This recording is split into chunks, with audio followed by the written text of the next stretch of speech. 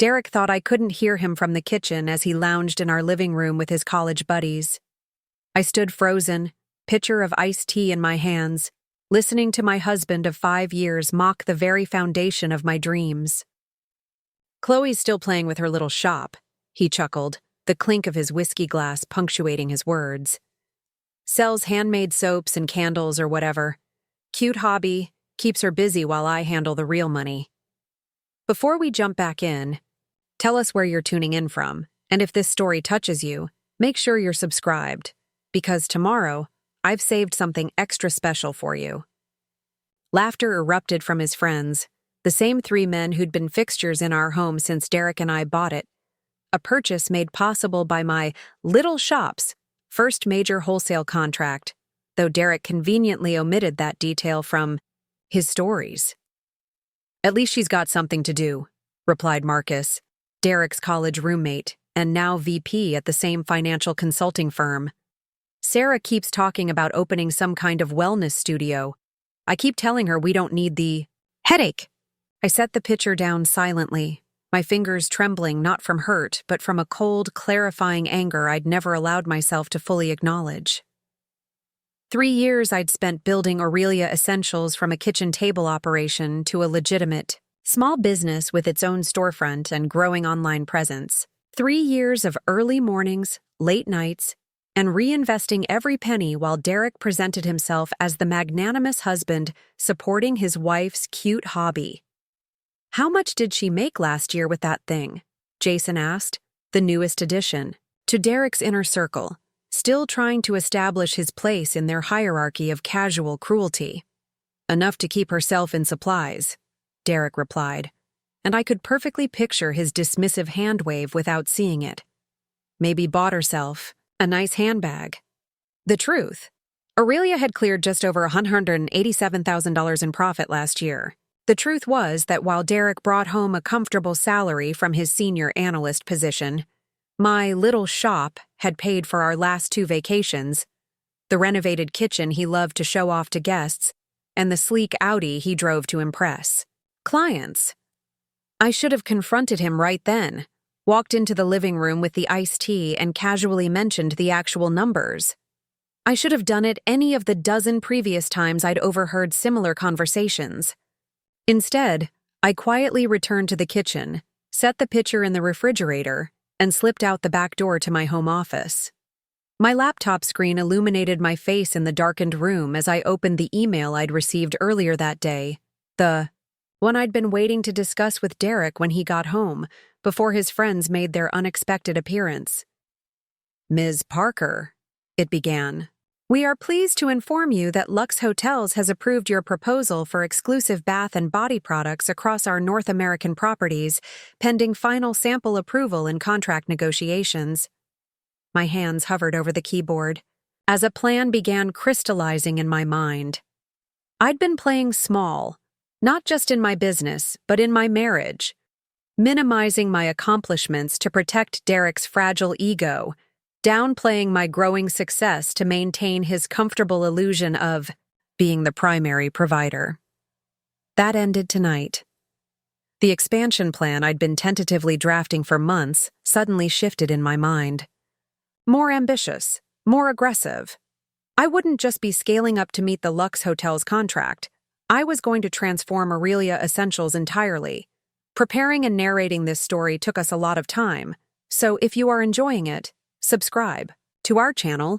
It means a lot to us. Now back to the story. Derek's laughter drifted through the walls as I opened my business banking app and confirmed what I already knew. I had enough capital reserved to lease the abandoned warehouse space on Mercer Street that I'd been eyeing for months. With the Lux contract, securing additional financing would be straightforward. My phone buzzed with a text from Ashley, my assistant manager. "Big news! Maven Beauty just featured our recovery serum in their summer essentials guide. Orders already spiking," another piece falling into place. I texted back, "Perfect timing. Meeting tomorrow, 8 a.m. Bringing donuts. Big changes coming." By the time Derek's friends left 3 hours later, I had drafted a comprehensive expansion plan, initiated contact with a commercial real estate agent about the warehouse, and emailed my accountant to schedule an urgent meeting. When Derek stumbled into our bedroom, slightly drunk and reeking of expensive whiskey, I was already pretending to be asleep. "Babe," he whispered, jostling my shoulder. "You missed a great night. The guys were asking about you." I remained motionless, controlling my breathing while mentally calculating how many additional staff I'd need to hire in the next 6 weeks. "I was thinking," Derek continued, apparently not bothered by my lack of response, "we should use your shop's extra cash to upgrade my home office. Clients sometimes visit, and it needs to reflect my position better." My shop's extra cash was already allocated to purchasing 3 new industrial mixers and a state-of-the-art labeling system, but Derek wouldn't know that. He'd never asked to see my business plan, never inquired about my growth strategy, never treated Aurelia as anything more than an elaborate hobby, despite the growing stack of invoices and purchase orders that sometimes spread across our dining room table. Tomorrow would begin the start of something new, not just for Aurelia, but for my marriage. As Derek fell into a whiskey-aided sleep beside me, I finally allowed myself to drift off, dreams filled with production lines, shipping logistics, and the sweet satisfaction of success that was entirely my own. The warehouse on Mercer Street was even more perfect than I'd remembered. Soaring ceilings, abundant natural light through massive industrial windows, and 12,000 square feet of potential. My footsteps echoed on the concrete floor as Marion, the real estate agent, watched me with barely concealed excitement. "The owners, motivated to lease quickly," she said, tapping her pen against her portfolio. "The price we discussed yesterday is firm, but he's willing to include the first month free for renovations." Behind me, Ashley whispered a quiet, "Holy shit," as she spun slowly, taking in the space. At 26, she'd been my first real hire 3 years ago. A chemistry major with a knack for formulations who'd walked into my tiny shop and confidently informed me my preserved lemon soap would be more stable with a different preservative blend. She'd been right. "We'd need to build out separate spaces," I said, mentally dividing the cavernous room. "Production there, fulfillment there, offices along that wall. The front quarter could become a retail flagship and education space." Marion nodded, already scribbling notes. "The zoning permits all of that. Mixed-use commercial with customer access. You just need standard permits for the renovations." "And the loading dock?" I asked, walking toward the back of the building. "Fully functional. Truck access from the alley, which was repaved last year." I stopped in the center of the room, closing my eyes briefly to envision what this space could become. My tiny 900-square-foot shop had been bursting at the seams for months, as online orders increased and wholesale accounts multiplied. This was where Aurelia Essentials would transform from successful small business to serious competitor in the natural beauty industry. "I'll need to confirm financing, but let's move forward with the letter of intent," I told Marion. "I want to be operational here within 60 days. Ashley's eyes widened. 60 days? Chloe, that's ambitious but doable, I finished for her. The Lux contract has a 90-day fulfillment window for the first order. We need to be ready. As Marion stepped away to call the building owner, Ashley moved closer, lowering her voice. "Does Derek know about all this? The Lux deal? This warehouse?" I met her gaze steadily. "He will." The truth was, Derek had left for work that morning with no idea that I'd seen the Lux Hotel's email, let alone that I was about to quadruple the size of my business. He'd kissed me goodbye while I sat at the kitchen island, scrolling through responses to the job postings I'd placed at midnight for production managers, fulfillment specialists, and a dedicated accountant. I might be late. "Tonight," he'd said, adjusting his perfectly knotted tie. "Quarterly reviews with the executive team. Don't wait up." I'd smiled and nodded, not mentioning my own packed day of meetings with the bank, the real estate agent, and my expanding team. Once, I would have downplayed my schedule to avoid making him feel like my business was competing with his career for attention. Today marked the end of that particular accommodation. By the time I returned to the shop after securing the warehouse, the afternoon rush was in full swing. Our small retail space was packed with customers, many clutching phones, displaying the Maven Beauty feature. Lindsay, our part-time sales associate, shot me a desperate look as she tried to ring up purchases while simultaneously answering questions about product ingredients. I slipped behind the counter, seamlessly taking over the second register while scanning the crowd. This was exactly why we needed the larger space. Our local customer base was growing just as quickly as our online presence, and the current shop couldn't accommodate both retail traffic and production needs. "Did you see the warehouse?" Lindsay asked between customers, efficiently wrapping a gift set of bath salts. Ashley texted that it's enormous. "Just signed the letter of intent," I confirmed, smiling at the next customer in line. "We'll start renovations next week." The afternoon flew by in a blur of transactions, product questions, and stolen moments to answer emails about the expansion. By closing time, we'd had the highest single-day sales in the shop's history, with online orders still pinging my phone at regular intervals. As I locked the shop door at 7 p.m., my phone rang. Derek's ringtone. "Hey," I answered, juggling my laptop bag and keys. "I thought you'd be home by now," he said, the sounds of a restaurant in the background. "The guys decided to grab dinner after our meetings.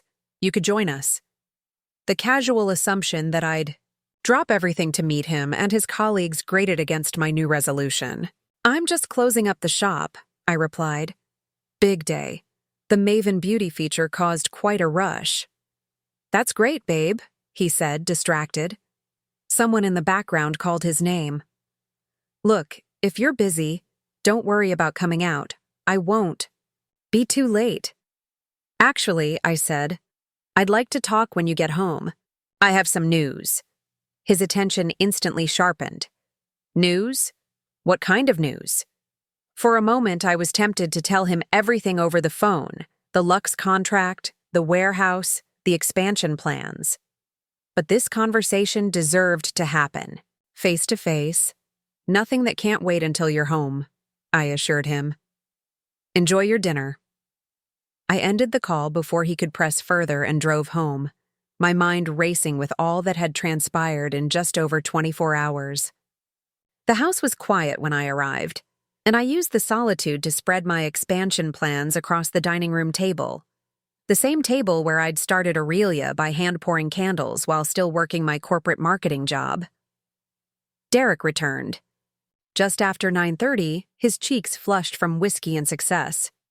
"There she is," he announced, dropping his keys on the console table. "My little entrepreneur."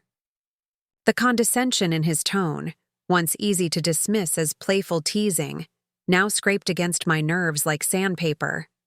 "I have news," I said, gesturing to the papers spread across the table.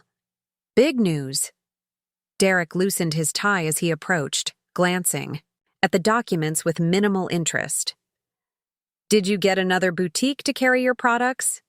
"Lux Hotels has contracted us as their exclusive provider for bath and body products across all North American properties," I stated flatly. "Minimum initial order of 60,000 units, with quarterly reorders expected to double that volume." He froze, tie dangling forgotten from his fingers. "Lux Hotels? The luxury chain?" I nodded, sliding the acceptance email printout toward him. "I've leased a 12,000 square foot warehouse for production. We'll need to hire at least 15 additional staff immediately, with more to follow as we scale up." Derek scanned the email, his expression cycling through confusion, disbelief, and something else I couldn't quite identify.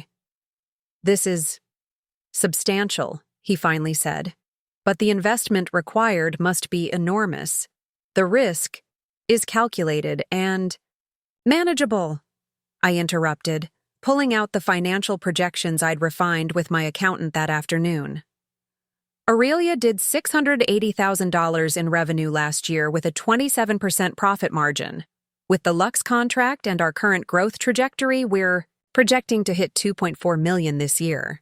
Another silence as Derek tried to reconcile this information with his perception of my little shop selling a few candles and soaps. "I had no idea," he said slowly, sinking into a dining chair. "Why didn't you tell me it was getting this big?" The question hung between us, loaded with implications. Why hadn't I told him? Because every time I'd tried to discuss business strategy, his eyes glazed over. Because he referred to my company as the shop, or your hobby, regardless of how many times I'd shared our growing numbers. Because somewhere along the way, it had become easier to succeed quietly than to challenge his perception. "I'm telling you now," I said evenly. "And I'll need to access some of our joint savings for additional working capital until the first payment from Lux comes through." Derek's brow furrowed. "How much are we talking about?" 50,000, I replied. "I've already qualified for a business line of credit for the rest." He leaned back, running a hand through his hair. "That's a significant amount, Chloe. I was actually thinking of using some of those funds for investments this quarter." "This is an investment," I pointed out. "One that will pay substantial returns within 6 months." A tense silence stretched between us. In the past, I might have backpedaled, offered to scale back my plans or find alternative funding to avoid disrupting his financial vision for our household. Not tonight. "I need an answer by tomorrow morning," I added. "The warehouse renovations start Monday, and I'll need to place orders for additional equipment and raw materials immediately." Derek's jaw tightened, a telltale sign of his discomfort with not being in control of the situation. "Let me look at the numbers more carefully," he said, reaching for my business plan. "I can give you some guidance on how to structure this expansion more prudently." The condescension was back, thinly veiled as helpfulness. Derek worked with numbers all day, analyzing investment opportunities for wealthy clients. Surely his wife's little soap business could benefit from his expertise. "The plan has already been reviewed by my accountant and approved by my bank for financing," I replied, keeping my tone pleasant but firm. "I don't need guidance on the structure. I need to know if you're willing to invest jointly in this opportunity, or if I should rely entirely on business credit." It was the first time in our marriage I'd directly challenged his assumed financial authority, and Derek's surprise was evident. He stared at me for a long moment, reassessing. "Let me sleep on it," he finally said. "This is a lot to process at once." I gathered the documents back into my portfolio, suddenly exhausted by the day's events and the subtle power struggle occurring in my dining room. "Of course," I agreed, standing up. "I'll be in the guest room tonight. I have early calls with suppliers in Europe. Another first. We'd never slept separately except when one of us was traveling for work. But tonight, I needed space to maintain my resolve, to prevent myself from falling back into old patterns of deference and accommodation." Derek watched me leave with an expression I couldn't quite decipher, part confusion, part concern, and perhaps, just beginning to emerge, part respect. The guest room bed felt strange but liberating as I settled in with my laptop to finish a few more tasks before sleep. My phone pinged with a text from Ashley. "Wholesale inquiry just came in from Nordstrom. Nordstrom. Chloe. This is really happening." I smiled at the screen, the last threads of doubt dissolving. Yes, this was really happening. Not just the business expansion, but my own expansion into a woman who wouldn't minimize her success for anyone's comfort, not even her husband's. As I drifted toward sleep, I wondered whether Derek was lying awake in our bedroom, recalibrating his understanding of his wife and her little hobby. Tomorrow would bring its own challenges, but for tonight, I allowed myself to savor the first taste of stepping fully into my power, both as an entrepreneur and as a partner who demanded equal respect. Morning arrived with the chime of my alarm. At 5:30 a.m., I'd slept remarkably well in the guest room, uninterrupted by Derek's occasional snoring or restless tossing. For a moment, I lay still, mentally reviewing the day's agenda. Supplier calls at 7 a.m., meeting with the contractor at the warehouse at 10, interviews for production staff beginning at 1 p.m. The house was silent as I showered and dressed in the guest bathroom. When I emerged, the scent of coffee guided me to the kitchen, where I found Derek already dressed for work, leaning against the counter with 2 mugs prepared. "I thought you might want this before your calls," he said, offering me the blue ceramic mug, my favorite, filled with coffee exactly as I preferred it, with a splash of almond milk. "Thank you," I replied, accepting the peace offering cautiously. Derek cleared his throat, looking uncharacteristically uncertain. "I transferred $60,000 to your business account this morning," he said. "I figure if you need 50, a little extra buffer couldn't hurt." Surprise momentarily rendered me speechless. I'd prepared arguments, compiled additional financial evidence, even rehearsed responses to potential objections, none of which appeared necessary. "Thank you," I repeated, genuinely appreciative but wary of this sudden support. "That's unexpectedly generous." A flash of something hurt? Regret? Crossed Derek's face before his usual confident expression returned. "It's a solid business decision," he said with a shrug. "The projections make sense, and the Lux contract is a guaranteed return." "True," I acknowledged. "But all investments carry risk. I wasn't sure you'd see this as worthwhile." Derek set his mug down, meeting my gaze directly. "I was surprised. Last night," he admitted. "I knew the shop was doing well, but I had no idea it had grown to that scale. That's on me for not paying closer attention." The admission, while welcome, barely scratched the surface of our underlying issues. For years, Derek had actively dismissed my business as insignificant despite mounting evidence to the contrary. "It's not just about attention," I said carefully. "It's about respect. You talk about Aurelia to your friends like it's a cute hobby I play with, not a legitimate business that pays for half our lifestyle." His eyes widened slightly, perhaps at the accusation, perhaps at the realization that I'd overheard those conversations. For a moment, I thought he might deny it, but instead, he nodded slowly. "You're right," he conceded. "And I owe you an apology for that. It was easier, somehow, to think of it as something small." "Easier for whom?"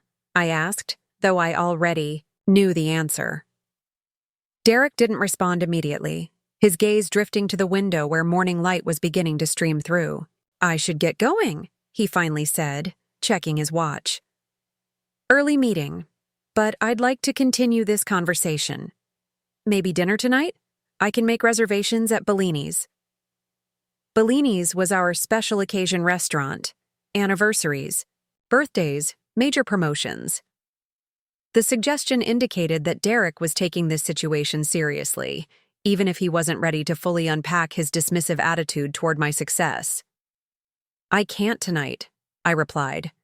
"I'm meeting with the design firm for the warehouse renovation at 7. Tomorrow?" He nodded, grabbing his briefcase from the counter.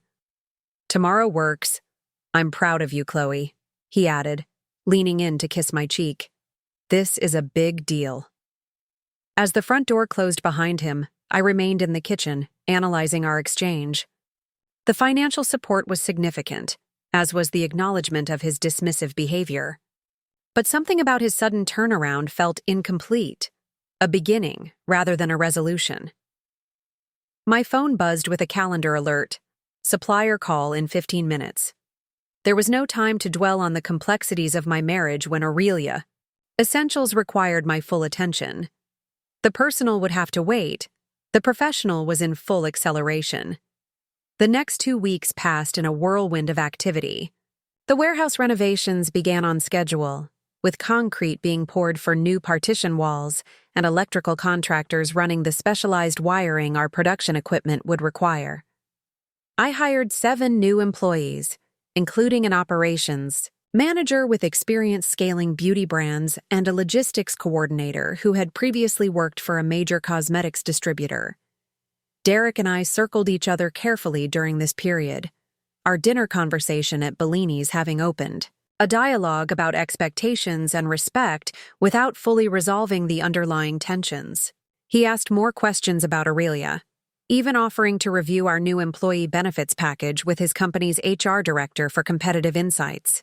Small steps, but meaningful ones. The real test came on Friday evening when Derek's college. Friends gathered at our house for their monthly poker night. I'd normally make myself scarce during these events, retreating to the guest room or arranging dinner with friends. Tonight, however, I deliberately planned to work at the dining room table, spreading out material samples for the Lux Hotel amenity packaging while the men set up in the adjacent living room. "Chloe's expanding her business," Derek announced, as they arranged chips and shuffled cards, his tone markedly different from the condescending one I'd overheard 2 weeks earlier. "She just landed a major hotel chain contract." Marcus glanced over at me with newfound curiosity. "No kidding? Which chain?" "Lux Hotels," Derek answered before I could, a hint of pride in his voice that felt both foreign and gratifying. "Exclusive supplier for all their North American properties." "That's actually impressive," Jason remarked, the surprise in his voice betraying his previous perception of my work. I smiled politely, focusing on the packaging mock-ups while trying not to appear too obviously eavesdropping. This was the true measure of Derek's evolution, how he presented my success to the same friends who had previously joined him in minimizing it. "She's leased a warehouse for production," Derek continued, dealing cards.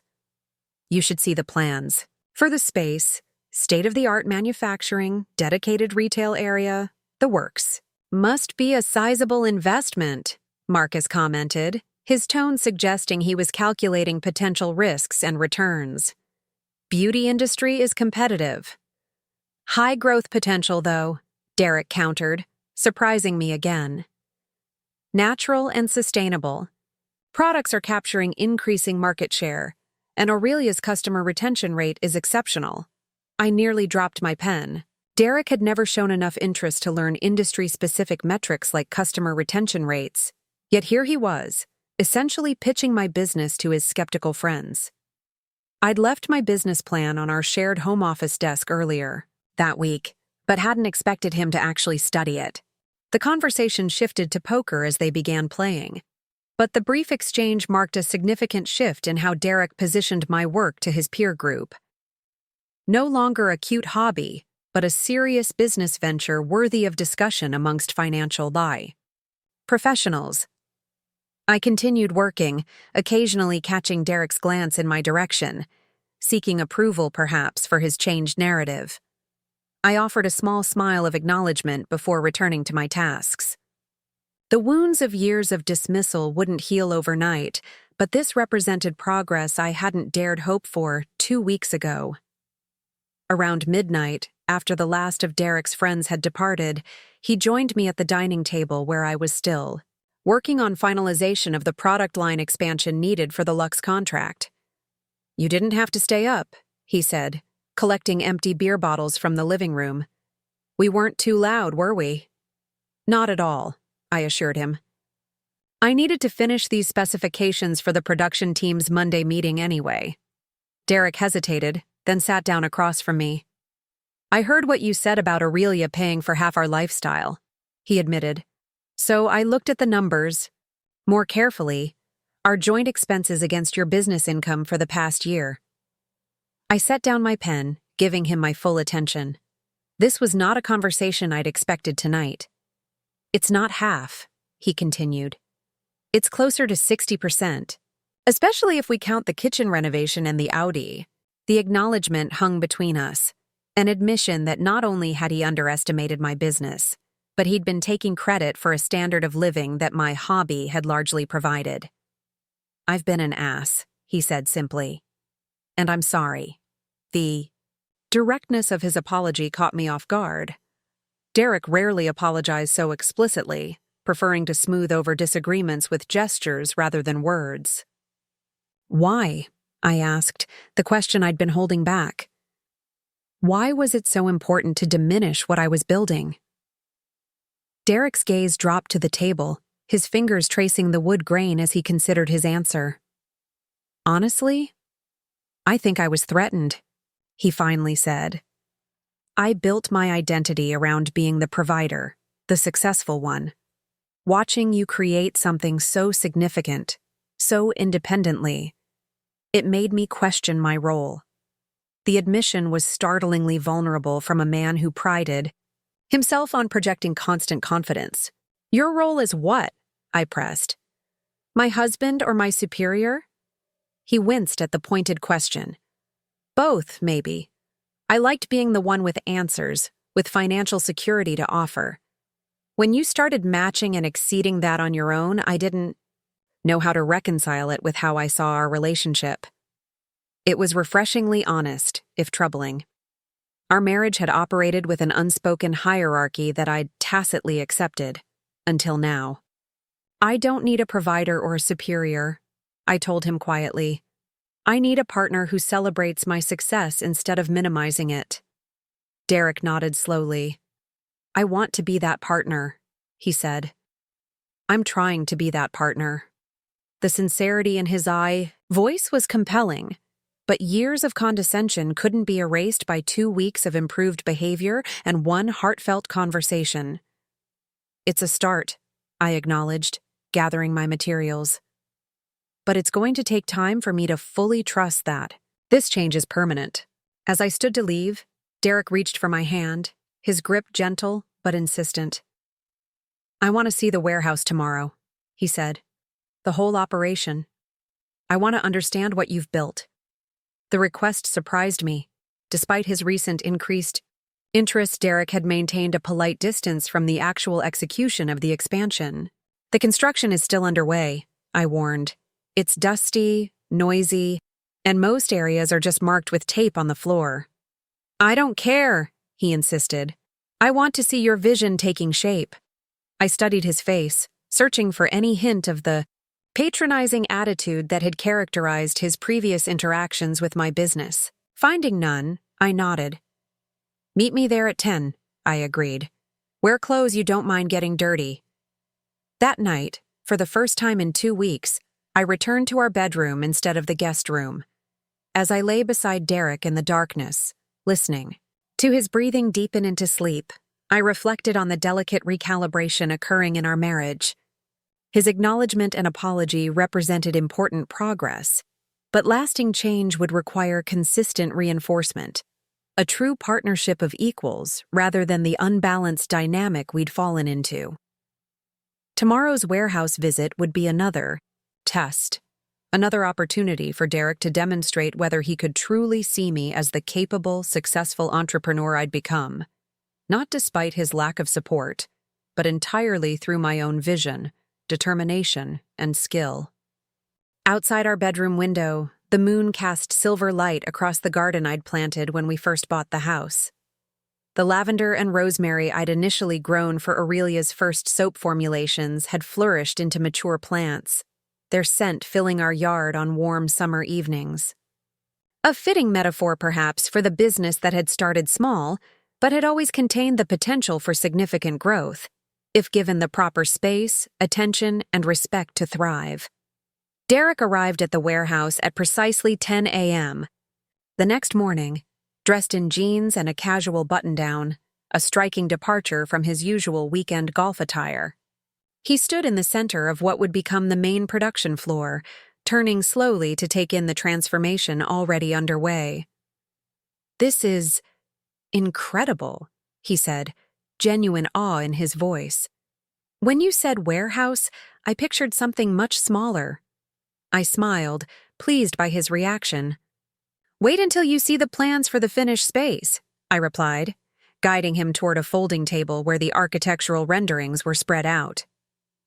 For the next hour, I walked Derek through every aspect of the expansion, the specialized production areas for different product categories, the quality control lab where Ashley would oversee formulation consistency, the education space where we'd host workshops and training sessions.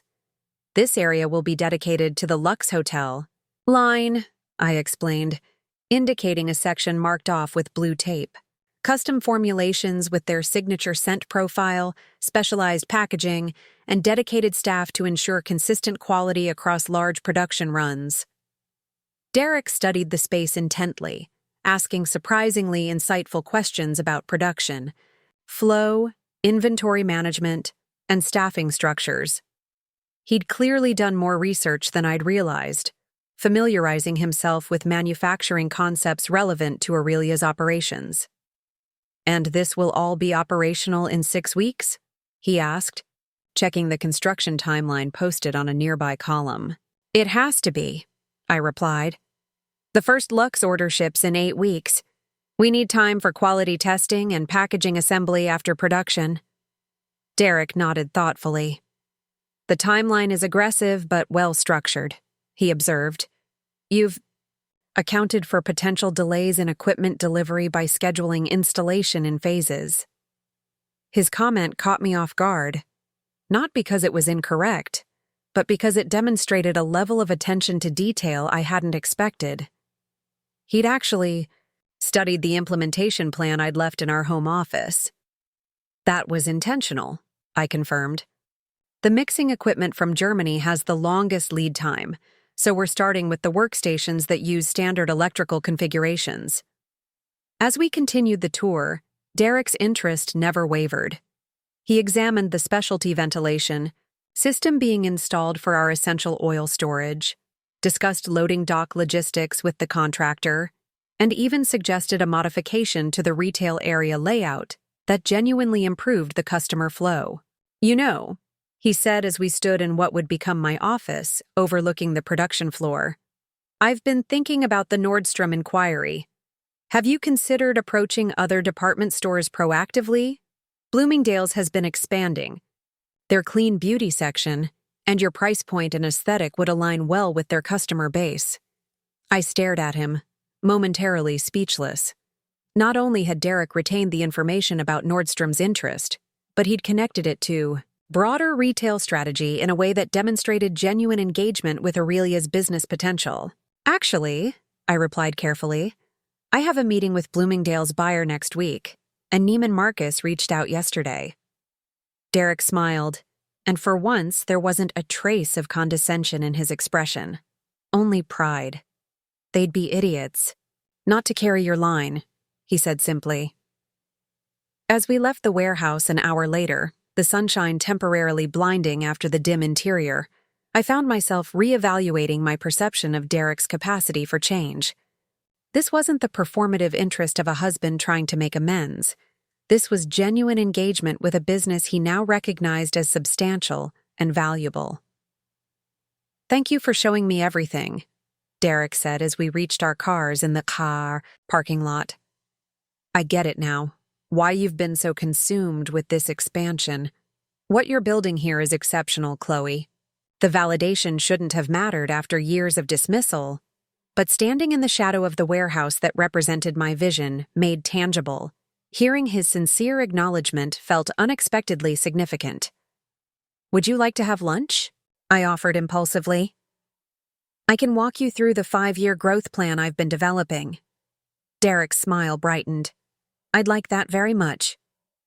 Over sandwiches at a nearby cafe, I shared my long-term vision for Aurelia Essentials, expanding beyond hotels into spa partnerships, developing a prestige skincare line, eventually opening flagship stores in key metropolitan markets. Derek listened intently, offering occasional insights without attempting to take over the conversation or redirect my strategy. "You've really thought through every angle," he remarked as I explained our intellectual property protection for proprietary formulations. "Most businesses at this stage don't have such comprehensive planning." "I've had the luxury of time," I reminded him. "While everyone thought I was playing with a hobby, I was actually building the foundation for all of this." The gentle rebuke landed softly, and Derek accepted it with a nod. "Fair point. Though I'm now regretting all the strategy sessions I could have been part of if I hadn't been so obtuse." The admission was another step in our evolving dynamic, an acknowledgement not just of my business acumen, but of what his dismissive attitude had cost us both.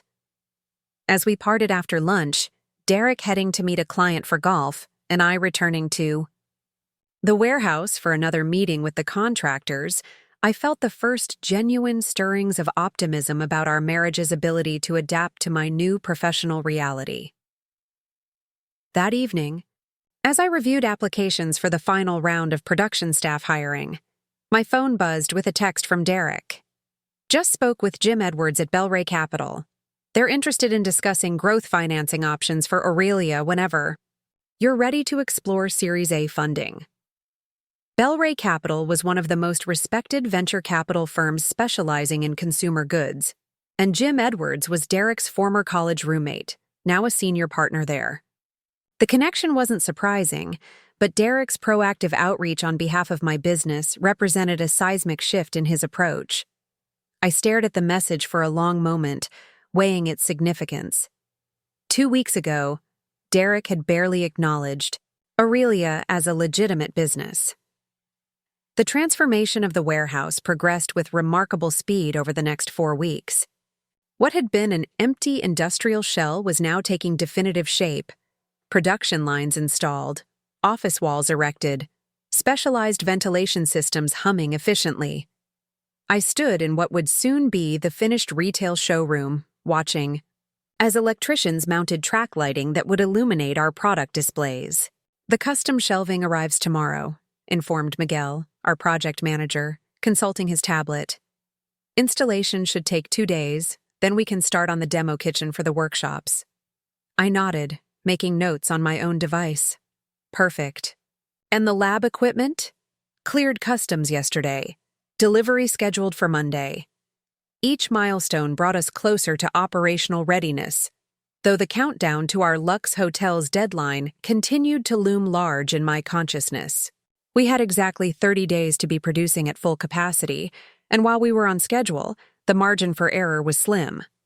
My phone buzzed with a text from Derek. Jim from Bellray called again, very interested in touring the facility next week. "Let me know if you want me to schedule." I smiled slightly at this continued evidence of Derek's support. In the weeks since our warehouse tour, his engagement with Aurelia had remained consistent, offering connections without attempting to control, showing interest without imposing opinions. It was the partnership I'd always wanted, but hadn't realized was possible. "Sounds good," I texted back. "Thursday afternoon works if he's available." As I pocketed my phone, Ashley approached with a concerned expression that immediately set my nerves on edge. "We have a problem," she said without preamble. "Porter just called. His company is experiencing unexpected production delays with our mixing vessels. Delivery now estimated for 3 weeks from now instead of next week." I inhaled sharply. The industrial mixers were critical to our production scaling. Without them, we couldn't possibly meet the volume requirements for the Lux order. "That's not acceptable," I replied, already mentally cycling through alternatives. "The contract specifically stated delivery by the 15th. Ashley nodded grimly. I reminded him of that. He said there's nothing they can do. Some essential component is back-ordered from their supplier in Germany. "What about our contingency plan?" I asked, referencing the secondary supplier we'd identified during initial planning. "Already called. Them," Ashley confirmed. "Their lead time is 6 weeks minimum. Everyone's facing the same supply chain issues." I paced the unfinished showroom, calculating timelines and potential solutions. "We'll need to find used equipment," I decided. "Immediately. Contact that restaurant supply liquidator we worked with for the original shop setup, and reach out to any local manufacturing facilities that might be upgrading their equipment." "Already on it," Ashley assured me. "I've got Tara searching auction sites and industry forums." This was exactly why I'd insisted on building extensive contingency, planning into our expansion, the ability to pivot quickly when inevitable complications arose. "Let me know what you find by end of day," I instructed.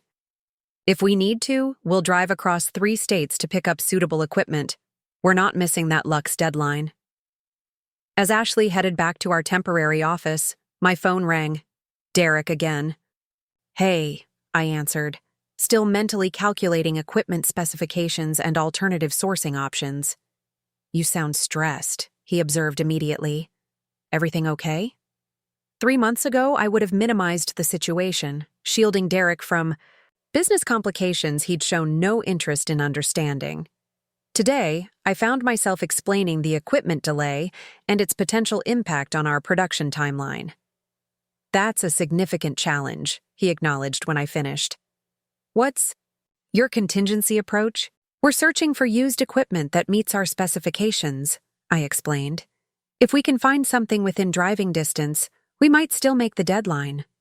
There was a brief pause before Derek replied. Jim Edwards mentioned that Bel-Ray recently financed a beauty manufacturer in Chicago that's closing one of their facilities. They might have exactly the equipment you need. My pulse quickened. Do you have a contact there? I can get one, Derek assured me. Give me an hour, and I'll send you the details.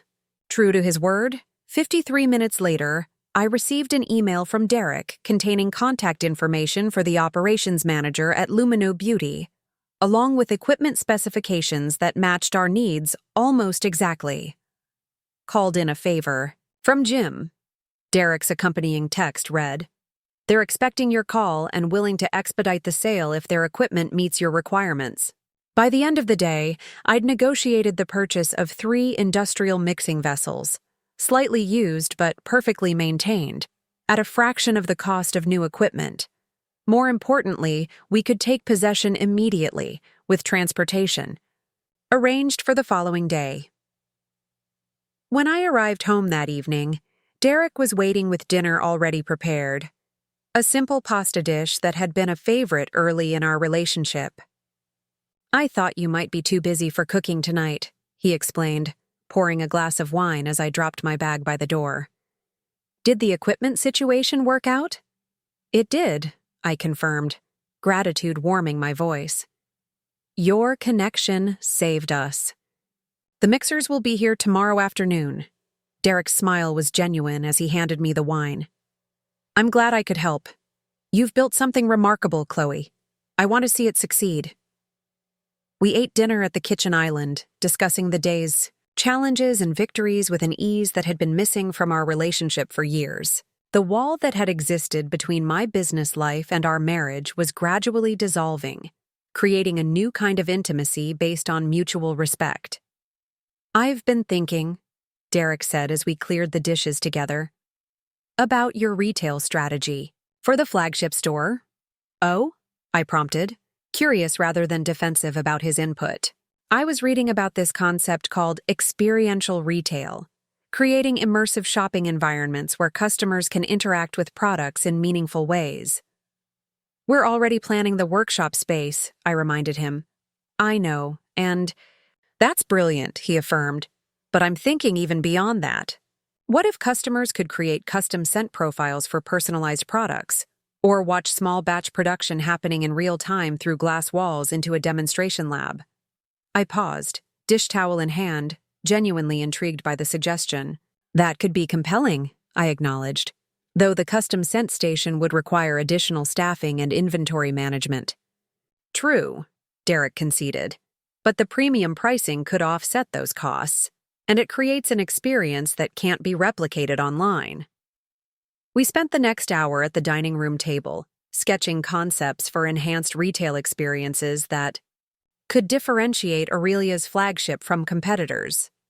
Derek's background in financial analysis complemented my creative and operational expertise, resulting in ideas that were both innovative and fiscally sound. As we finally headed to bed, I found myself reflecting on how dramatically our dynamic had shifted. Instead of Derek dismissing my business, he was now actively contributing to its evolution, not by taking control, but by offering his unique skills as a supportive contribution to my vision. The question that lingered, however, was whether this change was sustainable. Was this the beginning of a truly equal partnership, or simply an extended apology that would eventually revert to old patterns once the novelty wore off? Ms. Parker? The receptionist's voice pulled me from my thoughts. Mr. Chamberlain will see you now. I gathered my presentation materials and followed her into Bloomingdale's corporate buying offices, where Stanley Chamberlain, the beauty department's senior buyer, waited with two colleagues. "Ms. Parker, welcome," he greeted, extending his hand. "We've been looking forward to this presentation since your samples arrived."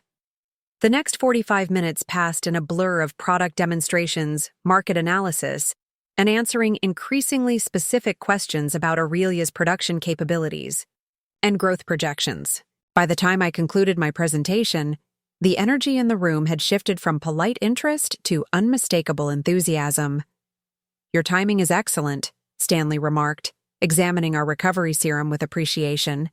"Our customers are increasingly demanding sustainable luxury, products that deliver premium results without environmental compromise."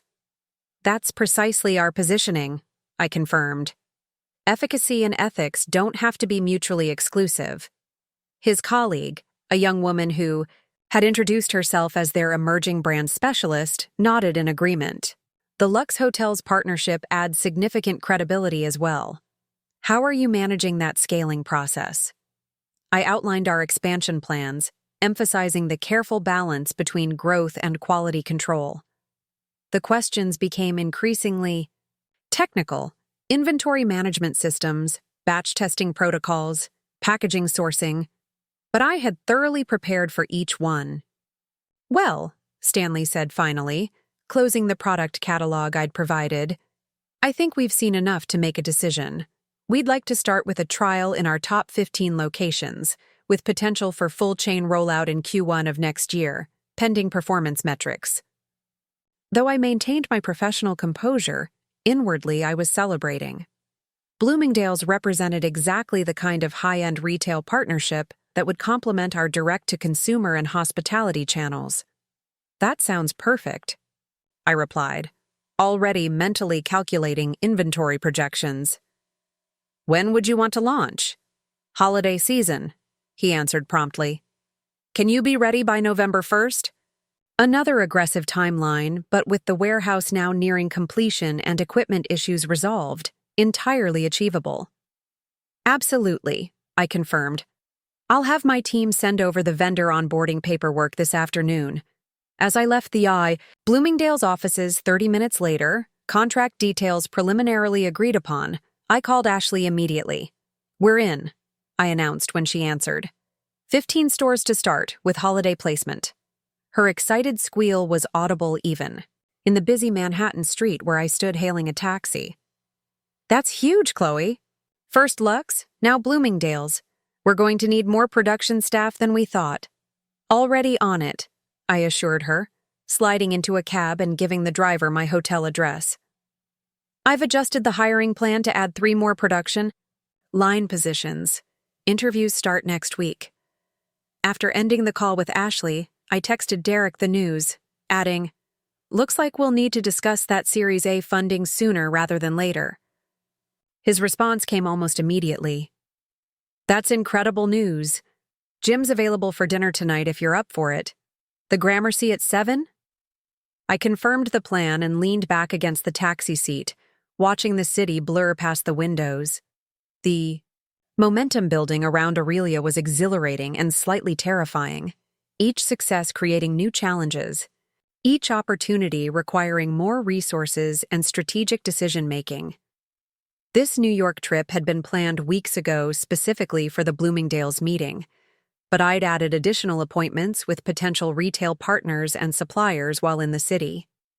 Tonight's impromptu dinner with Jim Edwards from Bellray Capital would accelerate our funding timeline, but given today's contract, the timing felt right.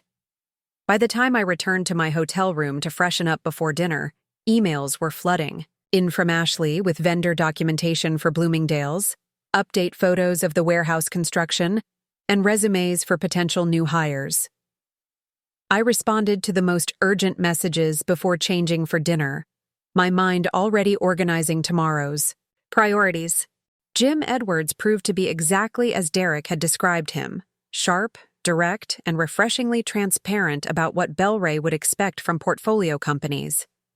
Over perfectly cooked steaks at the Gramercy, we discussed Aurelia's growth trajectory, market positioning, and capital requirements. "Derek's been singing your praises for weeks," Jim remarked, swirling his wine thoughtfully. I admit I was skeptical at first. Friends overselling their spouse's business is an occupational hazard in my field. But your numbers are compelling, and the Lux and Bloomingdale's contracts indicate significant market validation. We've been profitable from year one, I replied, pulling up additional sales projections on my tablet. The capital would be specifically for accelerating growth, not subsidizing operations. Jim nodded approvingly. That's exactly what we like to hear. Too many companies seek funding to fix fundamental business model flaws. You're looking to pour gasoline on an already healthy fire. By dessert, we'd outlined preliminary terms for a potential investment, $3.5 million for a 15% equity stake, with provisions for business autonomy that were particularly important to me. I'll have my team draft the term sheet, Jim said as we parted outside the restaurant. We'll need to conduct formal due diligence, of course, but I don't anticipate any issues based on what I've seen. I appreciate your interest, I replied, shaking his hand. And Derek's introduction. Jim's expression softened slightly. Derek's been a good friend for many years, but I've never seen him as enthusiastic about anything as he is about your business. He practically commanded me to meet with you. The comment lingered in my thoughts as I returned to my hotel. Derek's advocacy with Jim represented more than just making a helpful connection. It was an active championing of my success without attempting to control it or take credit. I called him from my room, eager to share the positive outcome of the dinner. Jim's sending a term sheet tomorrow, I reported. The offer looks solid and they're not seeking operational control. That's fantastic, Derek replied, genuine pleasure evident in his voice. I told him you'd impress the hell out of him. Thank you, I said softly. For the introduction, for believing in Aurelia, for everything these past few weeks. There was a brief pause before Derek responded, his tone more serious. I should have believed in it, in you, much sooner. I'm just grateful you're giving me the chance to support you now.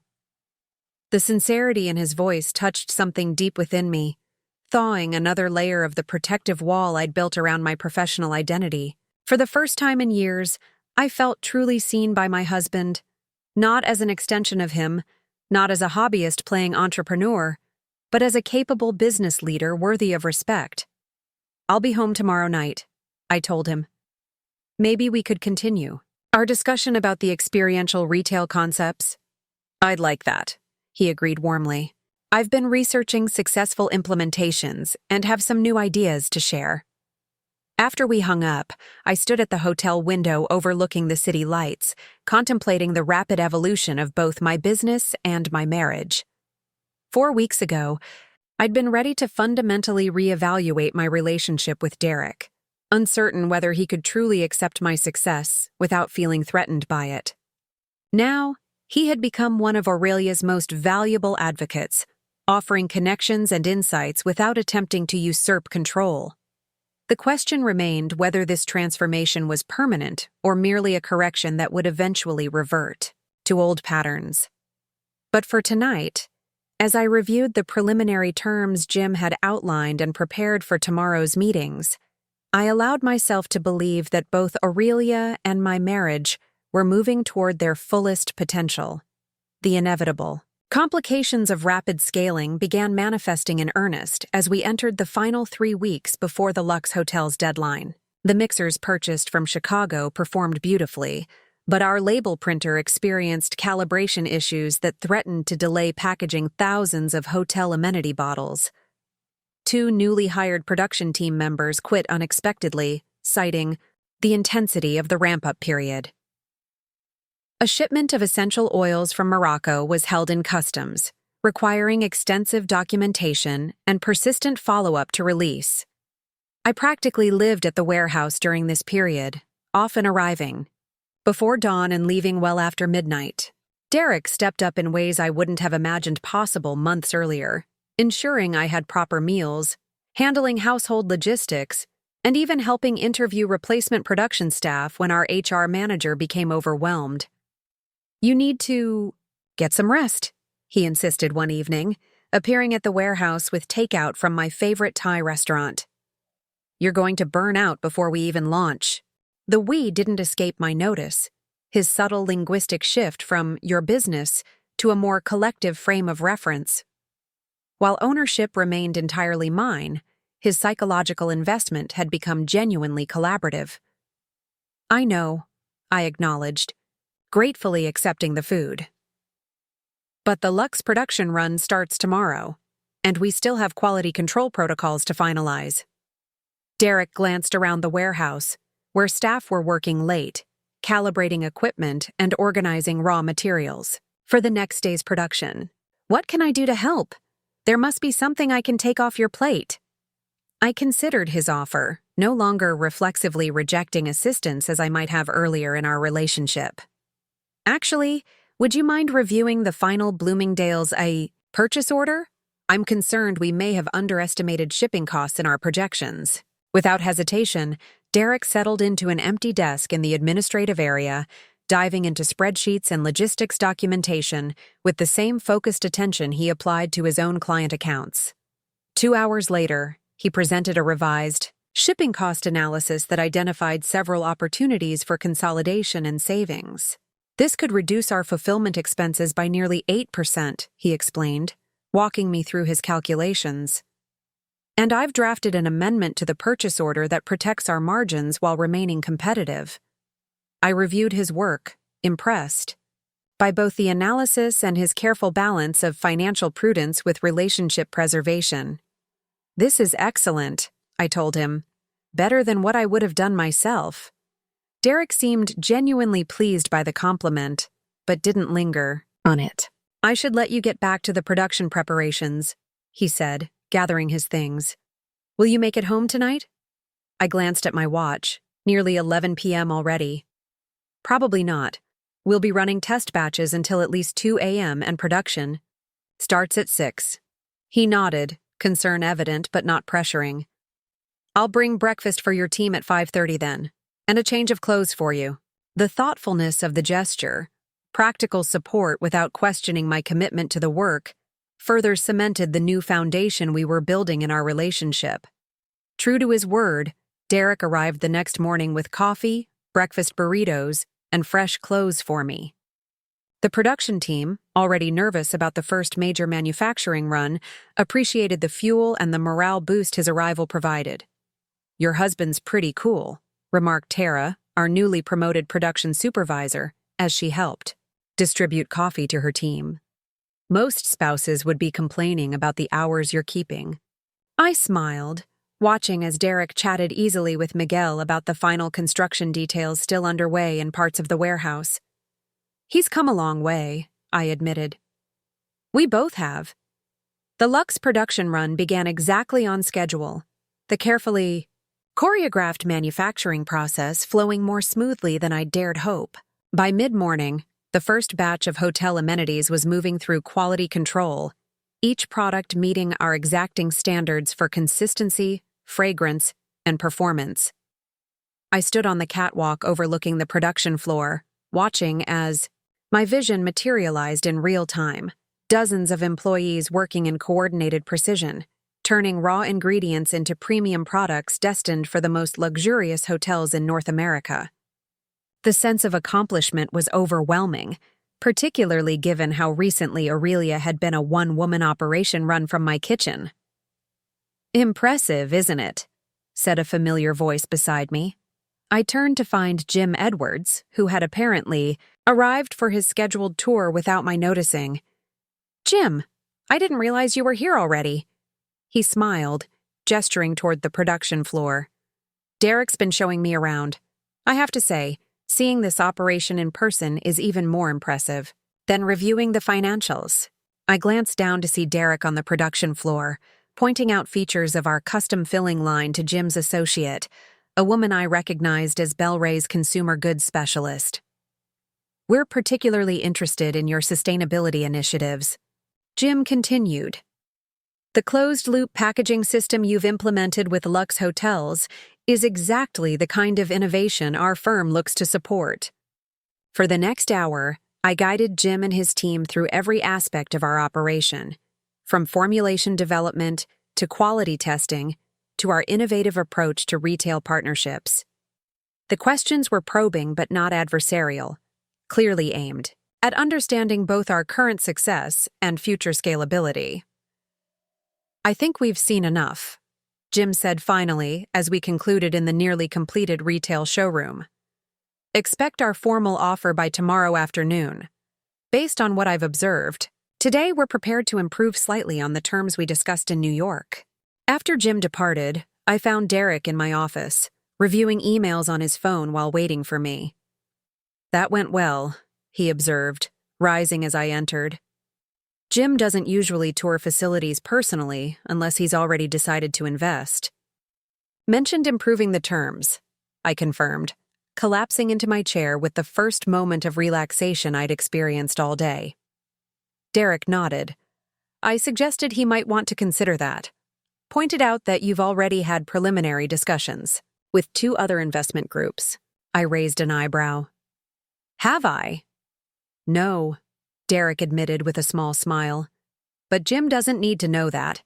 A little competitive pressure ensures you get the best possible deal." The casual negotiation strategy on my behalf, effective but not controlling, perfectly exemplified Derek's evolved approach to supporting my business. Not taking over, not diminishing, but applying his specific expertise to advance my interests. "Thank you," I said sincerely. "For everything today, the breakfast, showing Jim around, creating negotiating leverage, it all helped tremendously." Derek, perched on the edge of my desk, his expression turning more serious. "I've been thinking about something," he began. "My annual bonus comes through next month. I'd like to invest it in Aurelia, properly, as a minority shareholder alongside Bel-Ray." The furry offer caught me completely off guard. Derek's annual bonus was substantial, typically around $200,000, and represented the funds he usually allocated for his personal investments and luxury purchases. "That's a significant commitment," I said carefully. "Are you sure?" "Absolutely," he replied without hesitation. "I believe in what you're building, Chloe, not just as your husband, but as someone who recognizes a smart investment opportunity. I want to be part of it." The proposal represented another evolution in our relationship, a formal acknowledgement of Aurelia's value not just emotionally, but financially. It also offered a path to shared investment without compromising my control or vision for the company. "Let me think about it," I requested, not wanting to make such a significant decision in the midst of our production launch day. Derek nodded, respecting my need to consider the implications. "Of course. No pressure, just an option on the table." As he left to return to his own office, promising to check in later about dinner plans, I found myself contemplating how completely our dynamic had transformed in just 6 weeks. From dismissing my business as a hobby to wanting to formally invest his bonus, Derek's journey mirrored Aurelia's own evolution from small side project to significant enterprise. The question now was whether this new equilibrium between us was truly sustainable, or if subtle power struggles would re-emerge as both Aurelia and our marriage entered this next phase of development. Only time would reveal whether Derek's transformation represented genuine growth or merely an extended correction to an unexpected shift in our relative success. "We did it," Ashley announced, collapsing into a chair in my office. "Final shipment for Lux is packaged, labeled, and loaded on the trucks. Delivery scheduled for tomorrow, 3 days ahead of deadline." I exhaled slowly, the tension of the past 3 weeks finally beginning to dissipate. "Quality control reports?" "All batches met or exceeded specifications," she confirmed, sliding a tablet across my desk with the final test results. "Their procurement team has already signed off on the pre-shipment samples." The accomplishment felt momentous, not just meeting but exceeding the delivery timeline for our largest contract to date, while maintaining impeccable quality standards. During a period of intense operational transformation, we should celebrate, I decided, checking the time, just past 7 p.m. Tell everyone still in the building to meet in the showroom in 15 minutes. I'm ordering champagne and pizza. As Ashley went to spread the word, I texted Derek, Lux order complete and shipping tomorrow. Team celebration happening now if you'd like to join. His response came quickly. On my way. Should I pick up the champagne? By the time Derek arrived 30 minutes later, arms laden with champagne bottles and plastic cups, the impromptu celebration was in full swing. Pizza had been delivered, music was playing through the showroom speakers, and the team members who had worked tirelessly to meet our deadline were enjoying a well-earned moment of relaxation. I watched from across the room as Derek distributed champagne, chatting easily with production staff he'd come to know during his frequent visits over the past weeks. There was no trace of the condescension he might once have displayed toward Chloe's employees, only genuine respect and camaraderie. Ashley appeared at my side, following my gaze. He's different than you described, she observed, accepting a cup of champagne from a passing colleague. When you first told me about how he talked about Aurelia, I pictured someone much more arrogant? I supplied. Dismissive? She nodded. But he seems genuinely invested now. People notice how he talks about the company, always giving you full credit, always supportive without overstepping. It's been a significant shift, I acknowledged, watching as Derek laughed at something Miguel was demonstrating with exaggerated hand gestures. I'm still getting used to it myself. People can surprise you, Ashley replied with a shrug. Sometimes in good ways. As if sensing our conversation, Derek looked up and caught my eye across the room, raising his champagne cup. In a silent toast, I returned the gesture, feeling a warmth that went beyond professional accomplishment or marital reconciliation, a genuine appreciation for the partner he was becoming. Later that evening, as the celebration wound down and staff began departing, Derek helped me collect empty pizza boxes and champagne bottles, restoring the showroom to its proper state. I'm proud of you, he said as we worked side by side. What you've accomplished here in just a few weeks is extraordinary.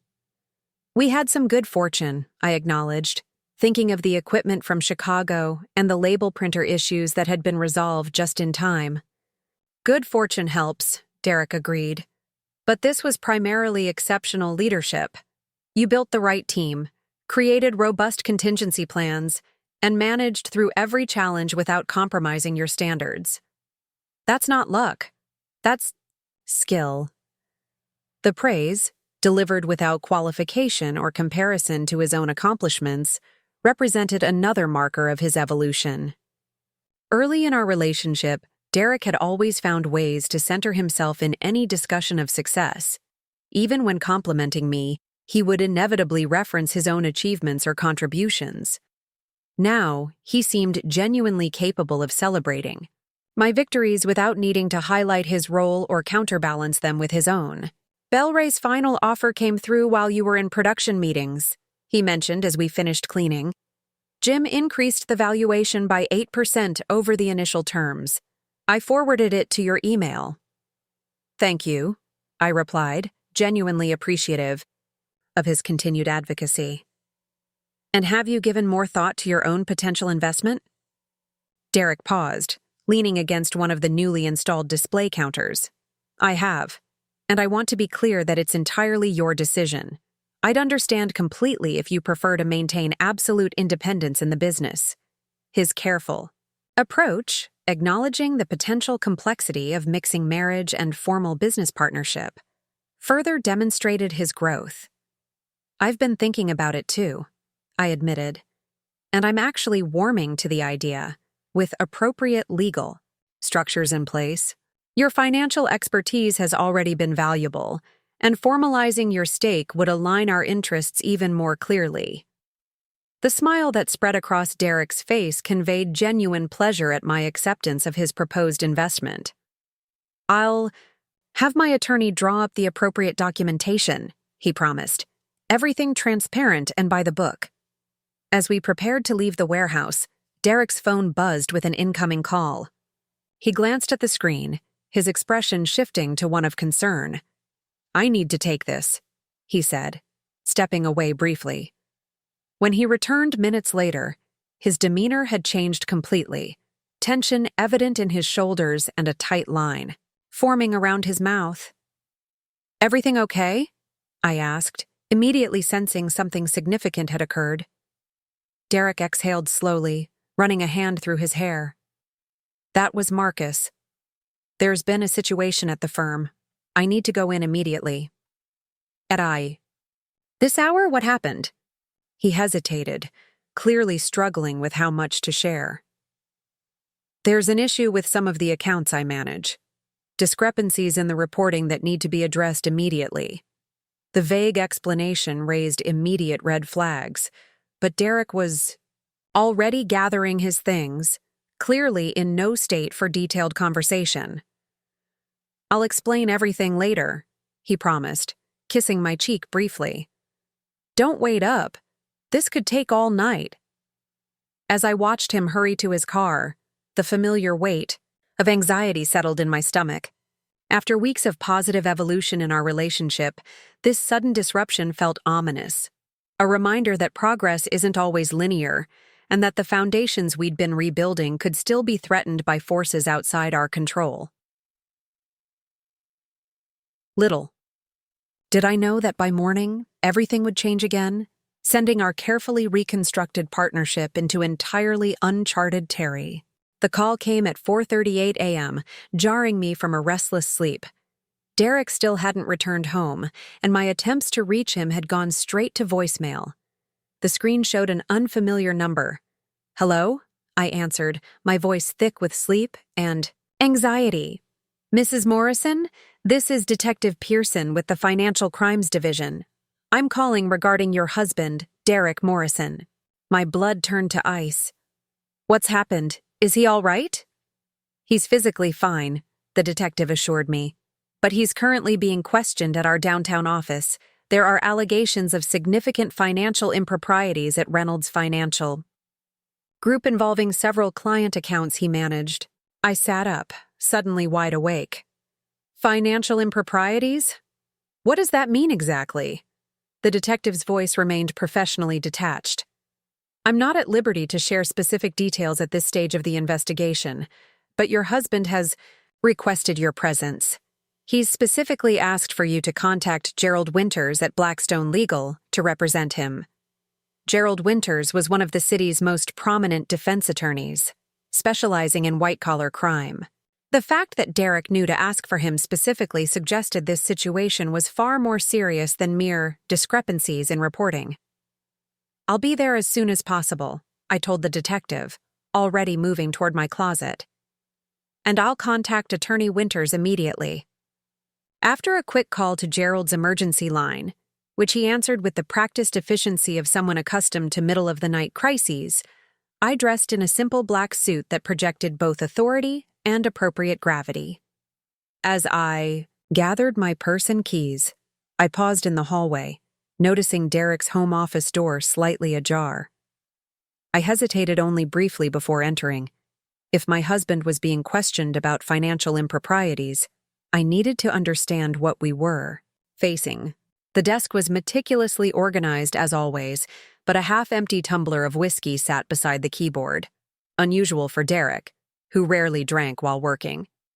His laptop was closed but not locked in the desk drawer, as was his normal practice. With a deep breath, I opened the computer, finding it still powered on, though, in sleep mode. The password prompt appeared, and I typed in the combination we shared for household accounts. Access denied. I tried his birthday, our anniversary, his childhood. Address, all failed. Finally, I tried Aurelia Success 2022. The password had worked, the screen illuminating with various open documents. Most prominent was an email exchange with Marcus, timestamps indicating they had occurred shortly before he'd received the phone. "Call at the warehouse, Derek. Audit team found the Westlake transfers. All of them. They're escalating to compliance tonight. Need to contain this immediately." Derek's response, presumably sent from his phone given the timestamp, "Already on my way in."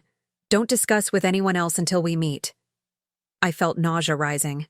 As I clicked through to other open documents, spreadsheets with client account numbers and transfer dates, PDF files of wire confirmation notices, a draft email to someone named Eliza with property listings in the Cayman Islands attached. The evidence wasn't comprehensive enough for me to piece together exactly what had happened, but the outlines were becoming horrifyingly clear. Derek had been moving client funds improperly, possibly for years. The whiskey glass, the frantic late-night meeting, the police involvement. This wasn't a minor discrepancy that could be explained away as administrative error. My phone buzzed with a text from Gerald Winters. At the station. Situation serious. Come immediately. I closed the laptop exactly as I'd found it and left the office, my mind racing with implications. Whatever trouble Derek was in, it had the potential to impact everything. Our home, our finances, our future. As I drove downtown, I found myself calculating what assets were solely in my name versus jointly held, which expenses could be cut if necessary, whether Aurelia's corporate structure would protect the business from personal liability. The police station was surprisingly quiet at 5:30 a.m., with only the detective who'd called me and a uniformed officer visible at the front desk. Gerald Winters was waiting in the lobby, his imposing figure clad in an impeccably tailored suit despite the hour. "Mrs. Morrison," he greeted me, extending his hand. "I wish we were meeting under better circumstances."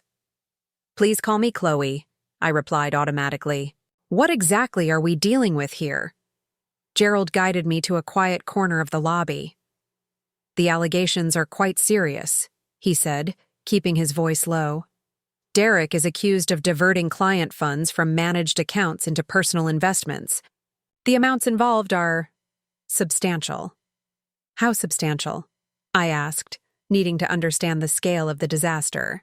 "Initial evidence suggests approximately $7 million over the past 3 years. The figure was staggering. I gripped the strap of my purse to steady myself. "And what is Derek saying?" "He's admitting to some transfers but characterizing them as temporary reallocations that he intended to return with profits. The problem is that several investments performed poorly, creating shortfalls he couldn't cover." It wasn't embezzlement for personal luxury then, but a far too common scenario in financial services. A manager making unauthorized investments, convinced of his superior market insight, planning to return the funds with nobody the wiser once the profits materialized. Except when the profits didn't materialize. "What's likely to happen next?" I asked, my mind already calculating worst-case scenarios. "They'll probably file formal charges later today. I'm negotiating for release on bail, but given the amounts involved, it will be substantial, likely $500,000 to $1 million. The amount wasn't impossible. We had investments, retirement accounts, home equity, but liquidating enough assets quickly would be challenging and costly." "I'll figure it out," I said firmly. "Can I see him?" Gerald nodded. "They've agreed to a brief meeting. I should warn you. He's not in good shape." The interview room was stark and uncomfortable. By design, Derek sat hunched at a metal table, his normally immaculate appearance in disarray, tie loosened, hair disheveled, dark circles under his eyes. He looked up as I entered, his expression a complex mixture of shame, fear, and relief. "Chloe," he said, his voice hoarse. "I'm so sorry." I sat across from him, keeping my voice low and even. Gerald explained the basics. "$7 million, Derek? How could you?"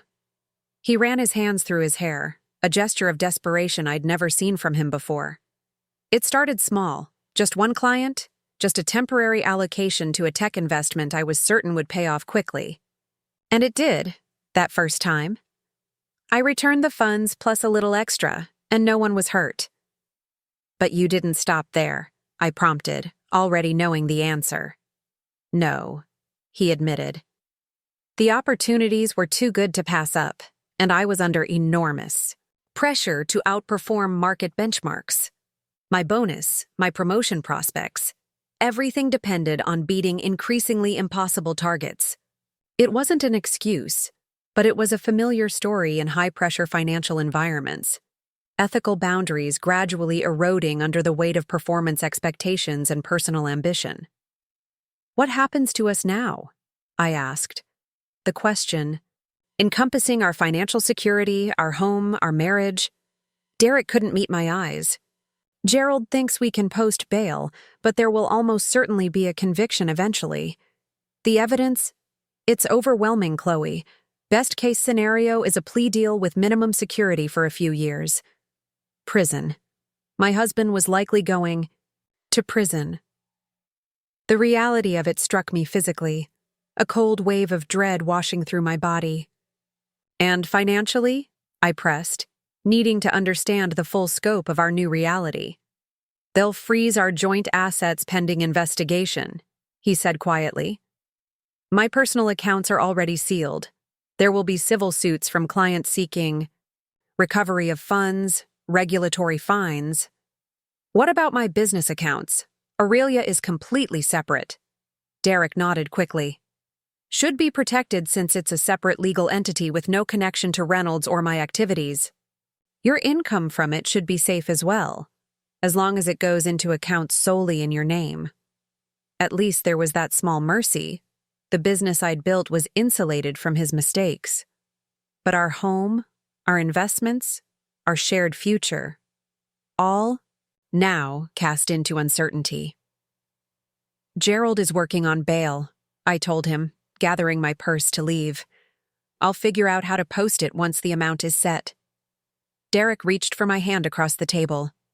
Chloe, not now, I interrupted, withdrawing my hand. I can't process apologies right now, Derek.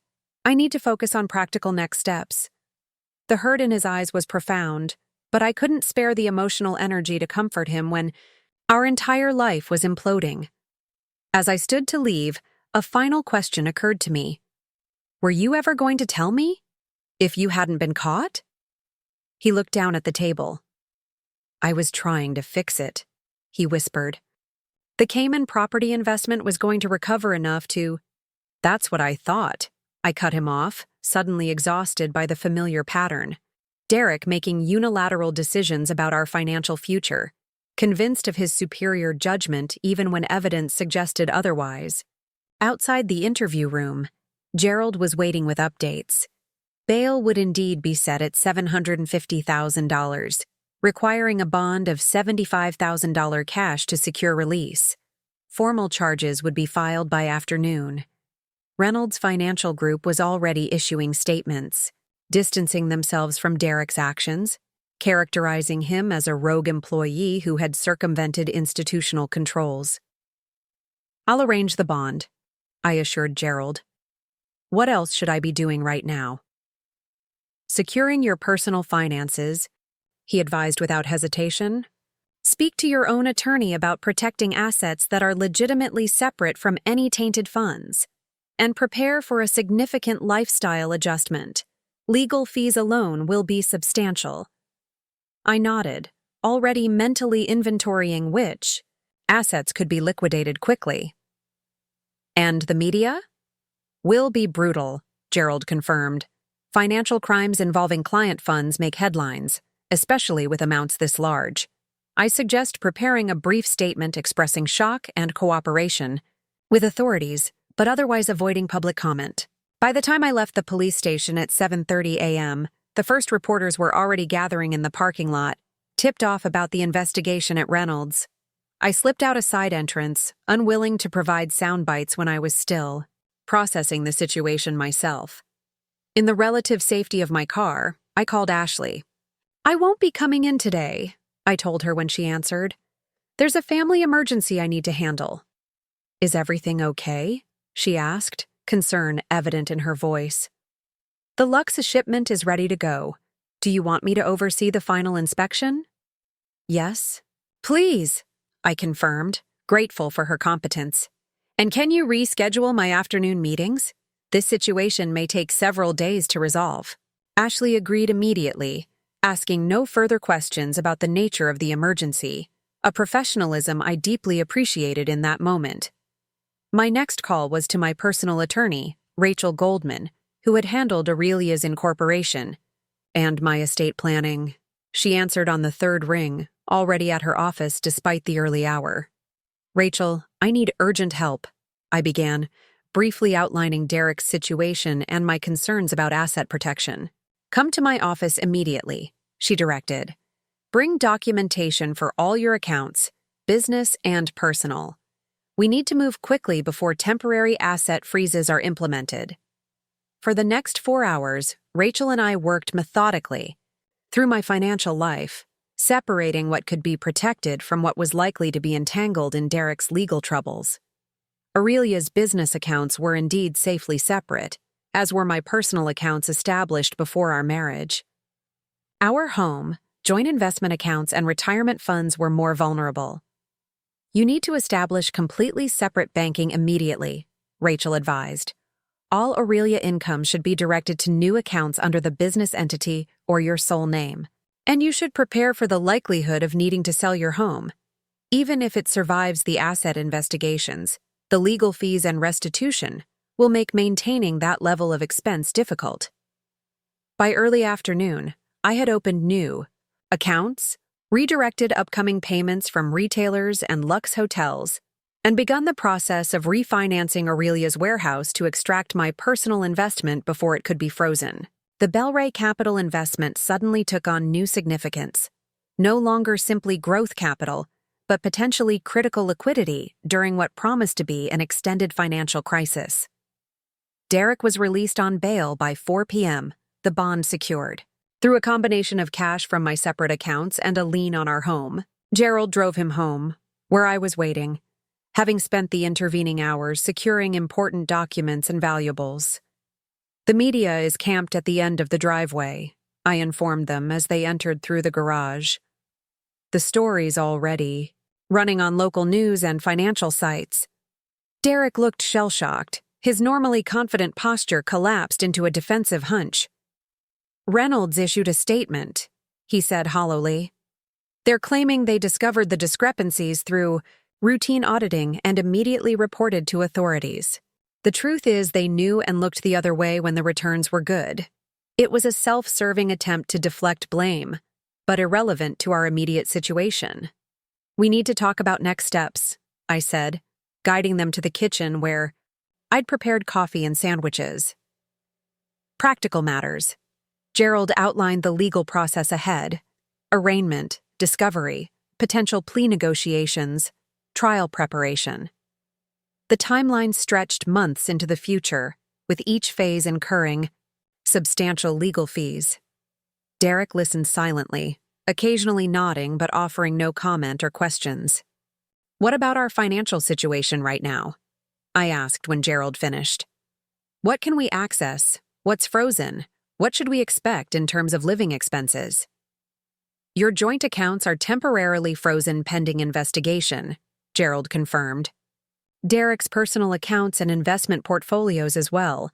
Your home isn't seized but will have restrictions on sale or refinancing. The good news is that accounts in your name only, established before any of the activities in question, should remain accessible." I'd already moved most of Aurelia's funds to new accounts, but our household liquidity was severely limited. "And Derek's employment status?" "Terminated effective immediately," Derek interjected, his voice flat. "Full cooperation with authorities was the condition of bail, which means acknowledging actions that clearly violated company policies. My professional licenses will be suspended during legal proceedings." The implications were clear. Our household had just lost its primary income source, with no possibility of Derek securing comparable employment in the foreseeable future, if ever. My business, which Derek had so recently stopped treating as a hobby, was now our only reliable source of income. "I should go," Gerald said, sensing the need for a private conversation. "Call me immediately if investigators make contact again. Don't discuss case details with anyone, even family members, without me present." After Gerald departed, Derek and I sat in uncomfortable silence at our kitchen island, the same space where, weeks earlier, we had enthusiastically discussed expansion plans for Aurelia over dinner. Now, we faced a radically different future than either of us had imagined. "I know sorry doesn't begin to cover it," Derek finally said, staring into his untouched coffee. "But I am, Chloe. More than I can possibly express." I studied him across the counter. This man I'd thought I knew so well, whose judgment I'd trusted with our financial future, who had only recently begun to respect my business acumen after years of dismissal. The irony was almost too perfect. Just as he'd finally acknowledged my financial competence, his own had catastrophically failed. "We need to make practical decisions," I said, sidestepping the apology I wasn't ready to accept. "This house costs nearly $8,000 a month with the mortgage, taxes, and utilities. We can't maintain that on Aurelia's current profit distributions alone, especially with legal fees." Derek nodded, accepting this new reality with surprising humility. "We should sell then. The equity could help with legal expenses, and we can find something more affordable." "I've already spoken with a realtor," I told him. "She'll list it quietly next week to avoid the appearance of distress selling. But we should prepare to move within 60 days. Another nod, another acceptance of my lead in a domain where he'd previously insisted on control. "What about the Bellray investment? Will they pull out now that this has happened?"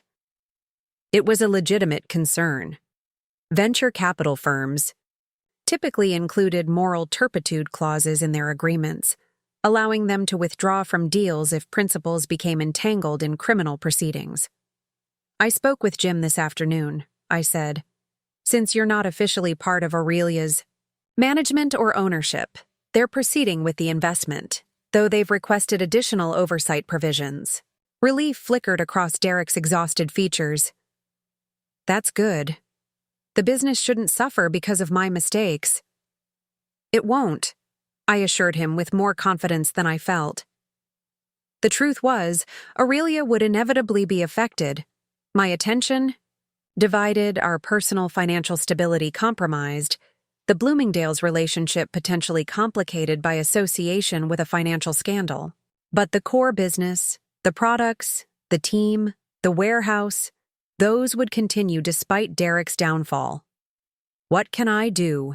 he asked simply, the question encompassing not just immediate practical needs, but his role in our radically altered relationship. I considered the question carefully. Derek's professional skills, financial analysis, client management, strategic planning, were precisely the areas where his criminal charges would create the greatest liability. Yet he needed meaningful work, both for psychological survival and to contribute to our drastically reduced household income. "For now, focus on working with Gerald on your defense," I decided. "Once the initial legal proceedings are further along, we can discuss longer-term arrangements." "But Derek," I added, meeting his gaze directly, "you need to understand that our life as we knew it is over. Even best-case legal outcomes mean years of financial recovery and professional limitations." He flinched but nodded, accepting the harsh reality without protest. "I understand. And Chloe, whether you can ever forgive me or not, I want you to know that the changes in how I viewed your business, those were real. My appreciation for what you built, my respect for your vision. None of that was strategic or temporary. It was the one bright spot in an otherwise devastating situation, that Derek's evolution regarding Aurelia had been genuine rather than calculated. Though, even that acknowledgement carried a bitter irony. He had finally learned to respect my financial acumen just as his own self-destructed. "We should get some rest," I suggested, unable to process any more emotional complexity that day. "Tomorrow we need to inventory what can be liquidated for legal fees and living expenses." Derek retreated to the guest room without being asked, another silent acknowledgement of how profoundly our relationship had been altered. I watched him go, wondering if our marriage could survive not just the betrayal of trust, but the complete inversion of our financial and professional dynamics. I prepared for bed in our master suite. My phone buzzed with a text from Ashley. Just checking in. Everything okay with your family emergency? I stared at the message, unsure how to respond. By morning, Ashley and everyone else at Aurelia would likely have seen the news reports about Derek's arrest. The scandal would reach my professional world regardless of how carefully I tried to separate them. Dealing with a difficult situation, I finally replied. We'll explain tomorrow. For now, please keep Lux shipping on schedule and confirm our production staffing for the Bloomingdale's initial run. Business had to continue, even as my personal life imploded. The warehouse, the production lines, the employees whose livelihoods now depended on Aurelia. They couldn't pause while I processed Derek's betrayal. And perhaps that was a blessing. The necessity of focusing on Aurelia would provide structure and purpose during what promised to be a grueling period of personal and financial reconstruction. As I finally drifted toward sleep, a strange thought surfaced through the emotional chaos of the day. Derek, who had once mockingly suggested I try the coffee shop down the street when he thought my business was failing, might soon be grateful for any employment opportunity at all. His prestigious financial career destroyed by his own actions, his professional reputation in tatters, his future earning potential decimated. The world had turned upside down in less than 24 hours, transforming my once dismissive husband into someone who would depend on my business success for our very survival. The reversal was too overwhelming to process fully, but one thing was clear. The dynamic between us had changed irrevocably, and Aurelia, once belittled as my little hobby, now represented our only path forward through the wreckage Derek had created. The next morning brought the full media onslaught I'd been dreading. By 7 a.m., additional news vans had joined those already stationed at the end of our driveway, and my phone was flooded with messages from friends, family, and business contacts who had seen the initial reports. Derek Morrison, senior wealth manager at Reynolds Financial Group, was arrested yesterday on charges of wire fraud, investment advisor fraud, and embezzlement, allegedly diverting over $7 million of client funds for personal investments. The television droned in the background as I prepared coffee, the anchor's practiced solemnity lending dramatic weight to our personal catastrophe. Derek emerged from the guest room looking as though he hadn't slept at all, his normally confident posture reduced to a defensive hunch. "I'd understand if you want me to stay somewhere else," he offered, hovering uncertainly in the kitchen doorway. "This media attention can't be good for your business." "The damage is already done," I replied, sliding a cup of coffee across the counter. "And practical considerations aside, you're on bail with travel restrictions. Your options are limited."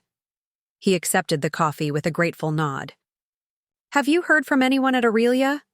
"Ashley texted last night," I confirmed. "I need to go to the warehouse this morning and address the team directly before rumors completely overtake reality." "What will you tell them?" I'd spent much of my restless night considering exactly that question. "The truth, broadly speaking, that you're facing legal challenges unrelated to Aurelia, that the business is financially and legally separate from our personal situation, and that operations will continue normally while I manage personal matters." Derek nodded slowly. "They'll have questions, concerns about their jobs, the company's stability." "Which I'll answer honestly," I agreed. "Aurelia is on solid ground. The Lux contract, the Bloomingdale's launch, the Bellray investment, none of that has changed overnight. And if they ask about me, about us?" It was the question I'd been avoiding, how to characterize our marriage, our future, when I myself had no clarity on either. "I'll keep personal details private," I decided. "This is about business continuity, not our relationship." Derek flinched slightly but didn't protest. "Fair enough," he conceded.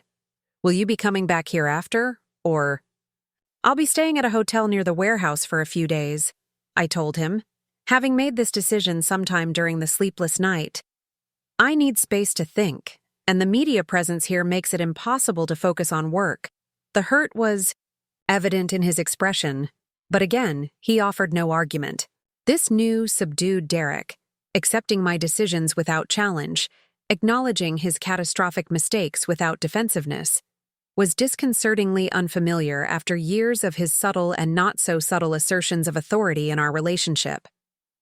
"I've spoken to a real estate agent about listing the house," I continued, forcing myself to focus on practical matters rather than emotional complexities. "She suggests we aim for a quick sale even if it means accepting slightly below market value. The equity should help with initial legal fees and establishing a more sustainable living situation." "Whatever you think is best," Derek agreed quietly. "I trust your judgment." The irony of that statement hung between us. His newfound trust in my financial judgment emerging only after his own had catastrophically failed. But there was no triumph in this role reversal, only the exhausting weight of navigating a crisis I hadn't created but was now responsible for managing. "I should get to the warehouse," I said, gathering my things. "Gerald will be calling with updates on the arraignment schedule. Please don't make any statements to the media." "Of course not," Derek assured me. "Chloe, He trailed off, clearly struggling to find words adequate to the situation. "Not now," I interrupted gently but firmly. "We'll have time for deeper conversations later.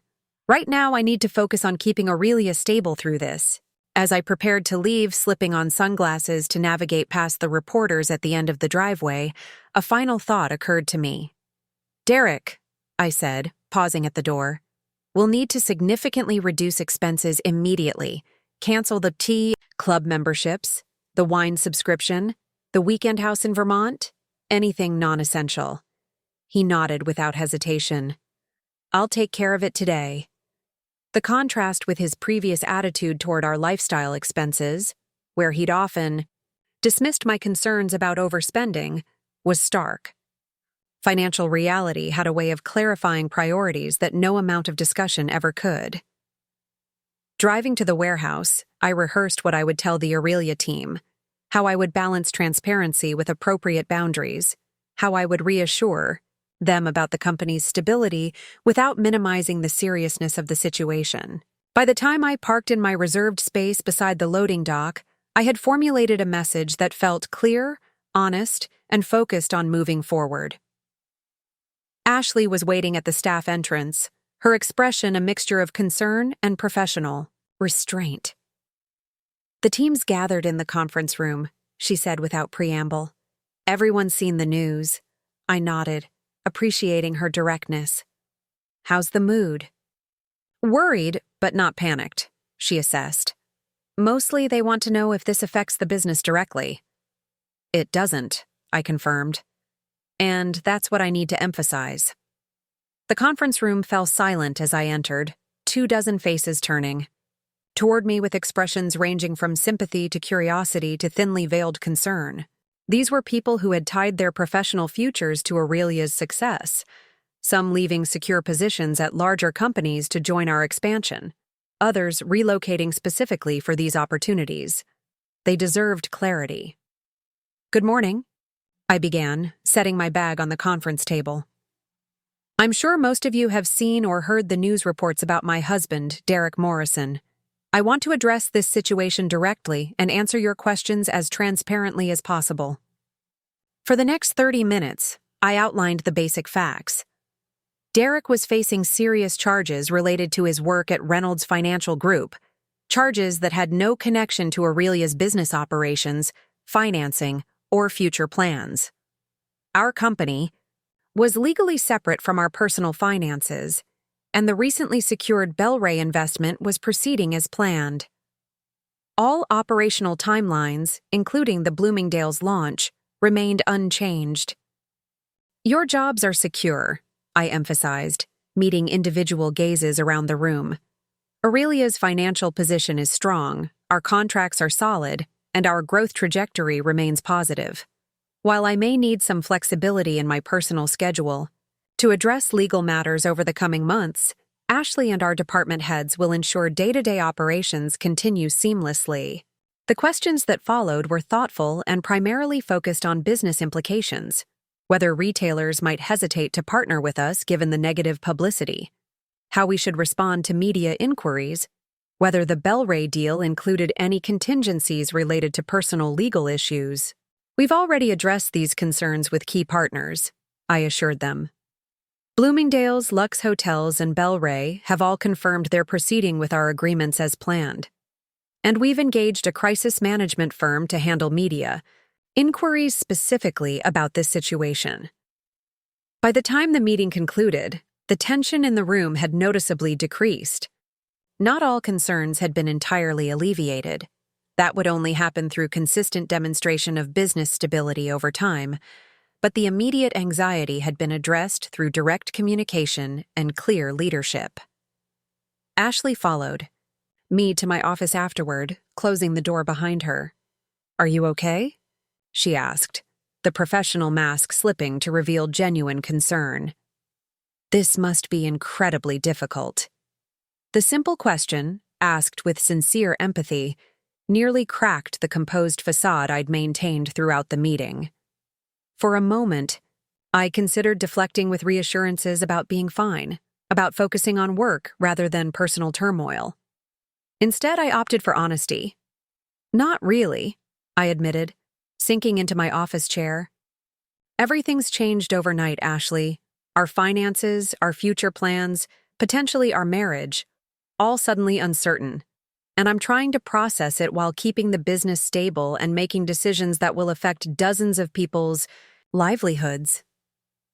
Ashley nodded, understanding the weight of the responsibility. "What can I take off your plate right now?"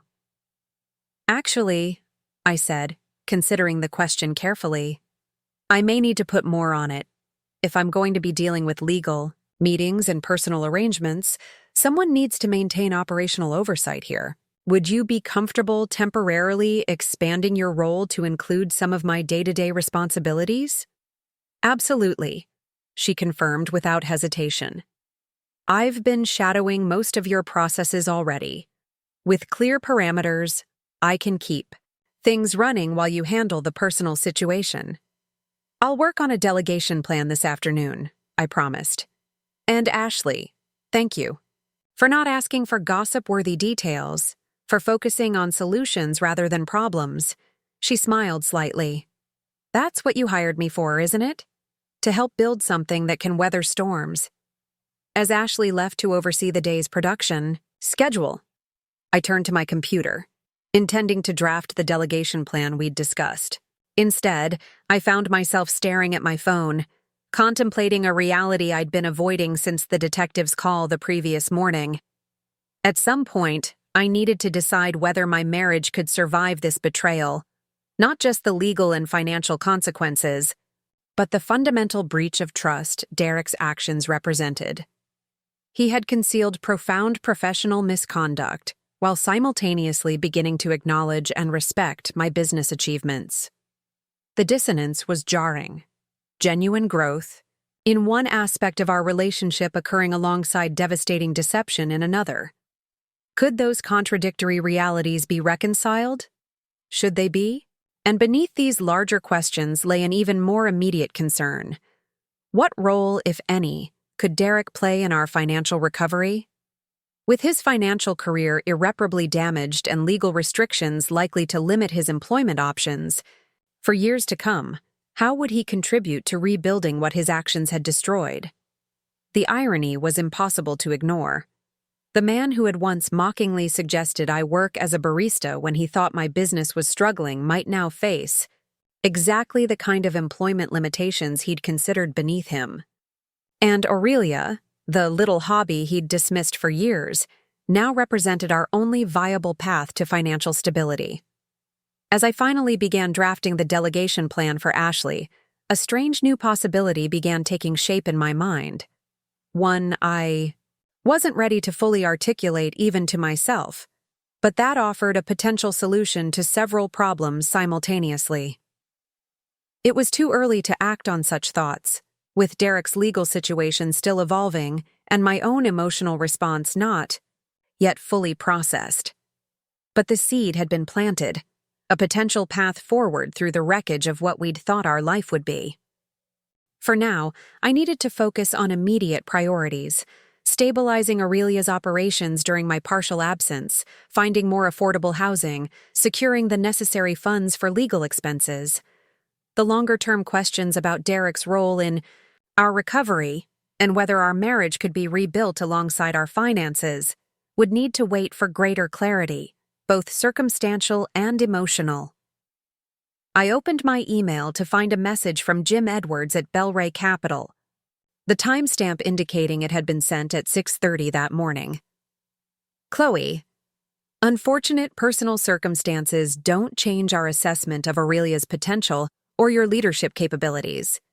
Investment proceeding as planned. Let me know how we can support you during this challenging period. It was a small affirmation in the midst of chaos, a reminder that what I'd built had value independent of Derek's mistakes. As I navigated the uncertain terrain ahead, I would need to hold tightly to that knowledge, that Aurelia existed because of my vision and persistence, and would continue to thrive despite the personal earthquake that had just shaken the foundations of my life.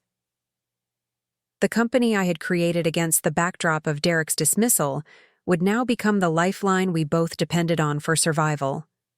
A reversal neither of us could have imagined when he'd mockingly asked his friends, "How much did she make last year with that thing? Guilty on all counts?" The judge's words echoed through the courtroom 6 months after Derek's initial arrest. Despite Gerald's skillful defense and the plea agreement reducing potential sentencing, the outcome had never been truly in doubt. The evidence was simply too overwhelming. I sat in the front row, maintaining the composed expression I'd perfected during months of legal proceedings. Derek stood at the defense table, his posture rigid as he accepted the verdict with a single nod. "Sentencing will take place in 30 days, the judge continued.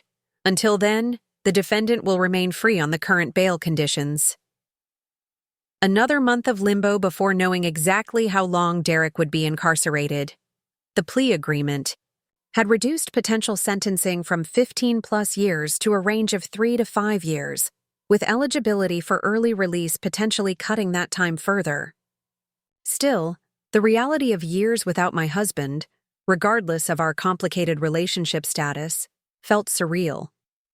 Outside the courthouse, Gerald intercepted us before we could be cornered by the reporters still following the case, though with diminishing interest as newer financial scandals emerged to capture public attention. "This was the expected outcome," he reminded us quietly as we walked toward the parking garage. "The sentencing should trend toward the lower end of the range given his cooperation, lack of prior record, and the partial restitution already arranged." The partial restitution represented nearly all our remaining joint assets, the proceeds from our house sale, investment accounts, retirement funds, everything liquidated to demonstrate good faith efforts to repay Derek's victims. We'd kept only enough to secure a modest 2-bedroom apartment and maintain minimal living expenses during the legal proceedings. "What happens next?" I asked, though I'd memorized the process months ago. "We prepare for sentencing," Gerald replied. "Character witnesses, evidence of remorse and rehabilitation efforts, documentation of restitution. The goal is to emphasize Derek's acceptance of responsibility and efforts toward making amends." Derek remained silent during this exchange, as he often did when legal matters were discussed. The once confident financial advisor who had dominated every conversation about money now deferred completely to others' expertise. A humbling transformation born of catastrophic failure. "I'll meet with both of you next week to prepare," Gerald continued. "In the meantime, continue documenting any additional restitution efforts." After Gerald departed, Derek and I walked to my car in silence. His vehicle had been sold months ago, another asset liquidated to pay legal fees and victim restitution. Now I drove us everywhere, another small reversal in our relationship dynamic. "Should we get lunch?" Derek suggested as we pulled away from the courthouse, his tone carefully neutral. "Talk about what happens after sentencing?" The question encompassed far more than just a meal. It was about whether we would continue navigating this situation together whether our marriage would survive his incarceration, whether the delicate rebuilding of trust that had begun in recent months could withstand the final reality of his conviction. Yes, I agreed after a moment. But not somewhere we'll be recognized. We ended up at a small diner 20 minutes outside the city, the kind of unremarkable place we'd never have visited in our previous life of expense account meals and exclusive club memberships. The vinyl booth squeaked as we settled across from each other, menus creating a momentary barrier between us. 3 to 5 years, Derek said finally, setting his menu aside. Probably closer to 3 with good behavior and the restitution. I nodded, appreciating his directness. Have you thought about what happens afterward? Professionally, I mean. It was the question that had hovered between us for months. Derek's conviction for financial crimes meant permanent revocation of his licenses and registrations. Even after serving his sentence, he would be barred from any position involving financial management, investment advice, or fiduciary responsibility. His 20-year career in wealth management was irrevocably finished. I've been researching options, he admitted. Ex-offender employment programs, industries more open to people with records. The limitations are substantial. The understatement hung between us. From earning mid-six figures with substantial bonuses to struggling for minimum wage employment, Derek's professional future had collapsed alongside his reputation. And us? I asked quietly. Have you thought about what happens to us? His eyes met mine, uncertainty mingling with hope. Every day, he confessed. I know I have no right to expect you to wait, to put your life on hold while I serve time for my own mistakes, but I hope we can find a way forward together, eventually. Over the past 6 months, our relationship had evolved in unexpected ways. The initial shock and anger had gradually given way to a strange new dynamic. Derek's complete professional downfall had eliminated the subtle power imbalance that had characterized our marriage for years. Without his superior income, prestigious title, and repeated assertions of financial expertise to fall back on, he had been forced to relate to me simply as a person, without the protective armor of professional achievement. I've been thinking about that too, I told him, and about something more immediate, what you'll do for these 30 days before sentencing. Derek looked confused. Continue with the counseling program, meet with Gerald to prepare, assist with any additional restitution documentation. I meant work, I clarified. You've been unemployed since the arrest. Now that the verdict is official, you'll have an actual conviction on your record. Finding even temporary employment will be even more difficult. I've applied for several positions, he said defensively. Retail, customer service, even warehouse work. No one wants to hire someone with a pending case, let alone a conviction. I know, I acknowledged. That's why I've been considering an alternative. Derek waited, wariness evident in his expression. Throughout the legal proceedings, he had become accustomed to unpleasant surprises and unwelcome realities. Aurelia needs additional staff for order fulfillment, I explained carefully. The Bloomingdale's expansion has increased volume significantly, and we're struggling to maintain turnaround times with current personnel. His brow furrowed as he processed the implication. You're offering me a job. At Aurelia? Warehouse staff, I specified. Entry level. Same pay and expectations as any new hire. No financial responsibilities, no management authority, no special treatment.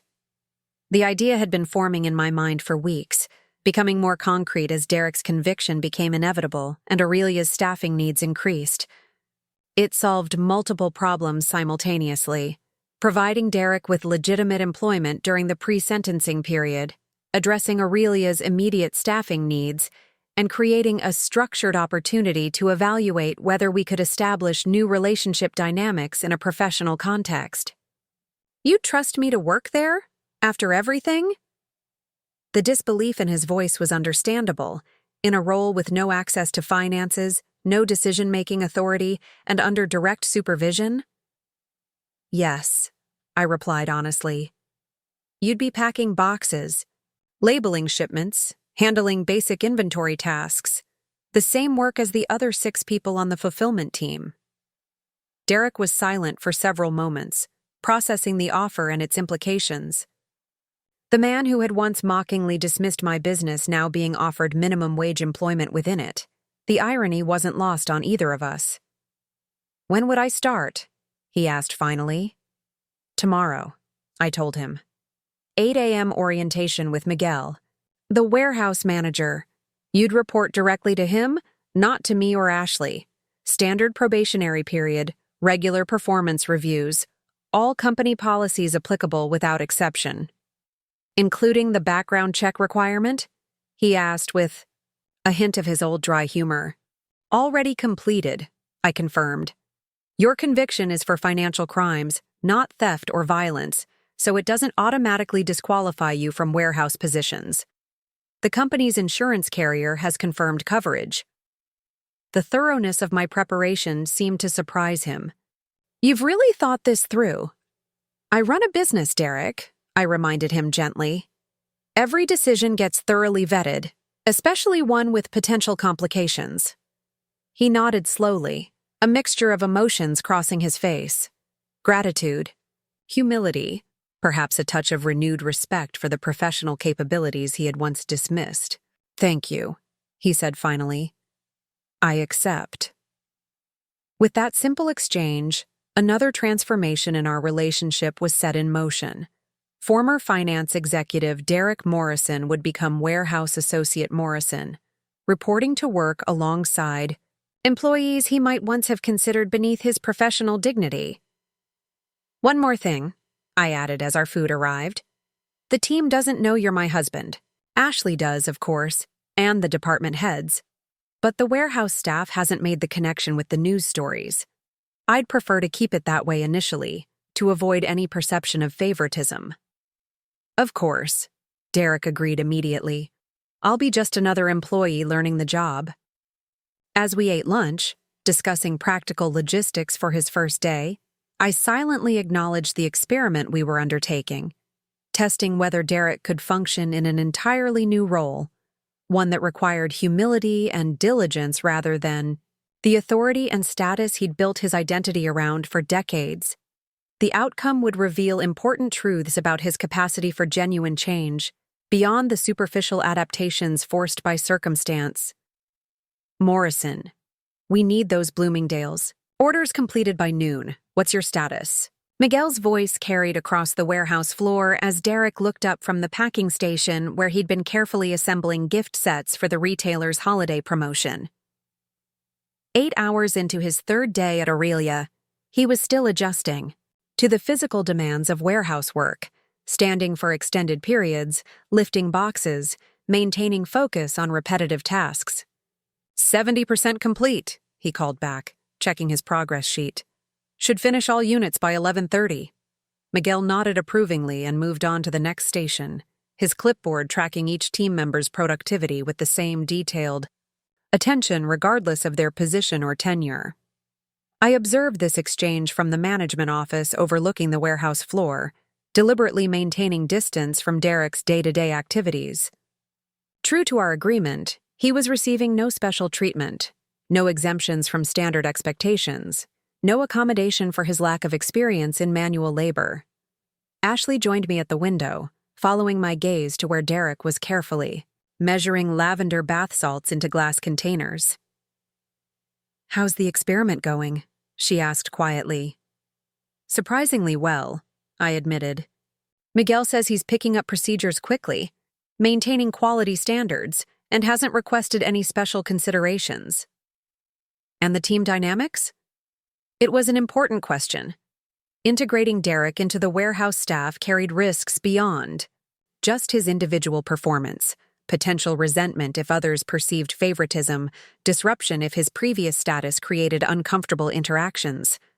So far, minimal issues, I reported. He's keeping a low profile, learning from the more experienced staff, doing the work without complaint. It's quite a change from his previous career, Ashley observed neutrally. The understatement made me smile despite the complexity of the situation. From managing million-dollar portfolios to packing bath salts at $16 an hour, yes, quite a change.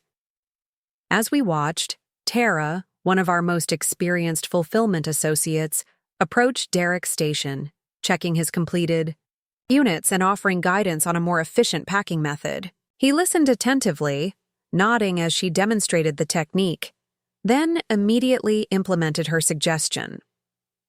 "No ego," Ashley noted with mild surprise. "That's promising." It was indeed the most significant positive indicator: Derek's willingness to accept direction from colleagues he would once have considered subordinates, his apparent lack of entitlement or resistance to entry-level status. Whether motivated by genuine humility or simply pragmatic acceptance of his dramatically altered circumstances, the behavior represented a fundamental shift from the man who had dismissed my business achievements for years. "The real test will be sustainability," I cautioned.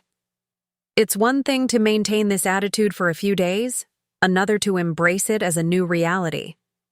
"True," Ashley agreed, "though his actual reality will be changing again in a few weeks." The sentencing hearing loomed over all our calculations, the temporary nature of Derek's employment creating a defined endpoint to this particular experiment. Yet even this brief period could provide valuable insights into whether a longer-term arrangement might be viable after his eventual release from incarceration. "I should get back to the Nordstrom proposal," I said, turning away from the window. "Let me know if Miguel reports any issues." For the remainder of the day, I forced myself to focus on Aurelia's expanding operations rather than monitoring Derek's performance. The business had grown substantially, despite the personal turbulence of the past 6 months. The Bloomingdale's launch had exceeded projections. Lux Hotels had increased their order volume for the coming year, and 3 additional major retailers were in final contract negotiations. Around 6 p.m., as I reviewed production scheduling for the upcoming quarter, a knock at my office door interrupted my concentration. Derek stood in the doorway, still wearing the navy Aurelia Essentials polo that constituted the warehouse uniform, looking physically tired, but somehow more settled than I'd seen him in months. "Miguel asked me to deliver the final production report," he explained, maintaining the professional distance we'd established for workplace interactions. "All Bloomingdale's orders completed and staged for shipping." "Thank you," I replied, accepting the clipboard he offered. "How was your 3rd day?" A small smile crossed his face. "Challenging," he admitted. "I've used muscles I didn't know existed, but also satisfying, in a strange way. There's a concrete measure of accomplishment. Boxes completed, orders fulfilled, tangible results." It was an insightful observation from someone whose entire career had revolved around abstract financial instruments and theoretical value propositions. Derek had spent decades moving numbers on spreadsheets, rearranging wealth rather than creating products. The transition to physical production work represented not just a status change, but a fundamental shift in how he contributed value. "3. Team seems good," he continued. "Patient with my learning curve, clear about expectations. Tara showed me a better packing technique that increased my efficiency by about 20%. I nodded, noting his genuine appreciation for the guidance, rather than the defensive response he might once have displayed toward correction from someone he considered less qualified. "Miguel mentioned you volunteered for inventory reconciliation tomorrow," I remarked, referring to one of the less desirable warehouse tasks involving detailed counting and documentation of stock levels. "Seemed like a good opportunity to learn." "Another aspect of the operation," Derek replied, "and I have some experience with detailed reconciliation processes, even if the context is different." It was a modest reference to his financial background, framed as relevant experience rather than superior qualification. Another indicator of his evolving perspective. "Well, don't overextend yourself," I cautioned. "The physical demands of warehouse work are significant when you're not accustomed to them." "I'm learning that," he acknowledged with a rueful smile, rubbing his shoulder. "Should I expect you home?" For dinner, or are you working late? The casual domestic question highlighted the strange duality of our current situation: colleagues during work hours, still married partners navigating an uncertain future outside of them. We had maintained separate bedrooms in our modest apartment since moving from our former home, establishing a careful platonic coexistence while both the legal proceedings and our relationship remained in limbo. "I'll be another hour at least," I told him. "Don't wait on my account." He nodded, accepting the boundary without protest. "See you at home then, or tomorrow at shift change." After he left, I found myself reflecting on the surreal evolution of our circumstances. 6 months ago, Derek had been a respected senior financial advisor with a corner office, expensive suits, and a dismissive attitude toward my little shop. Now he packed orders in a warehouse uniform, reported to managers who had once intimidated him, and returned home to an apartment 1/5 the size of our former house.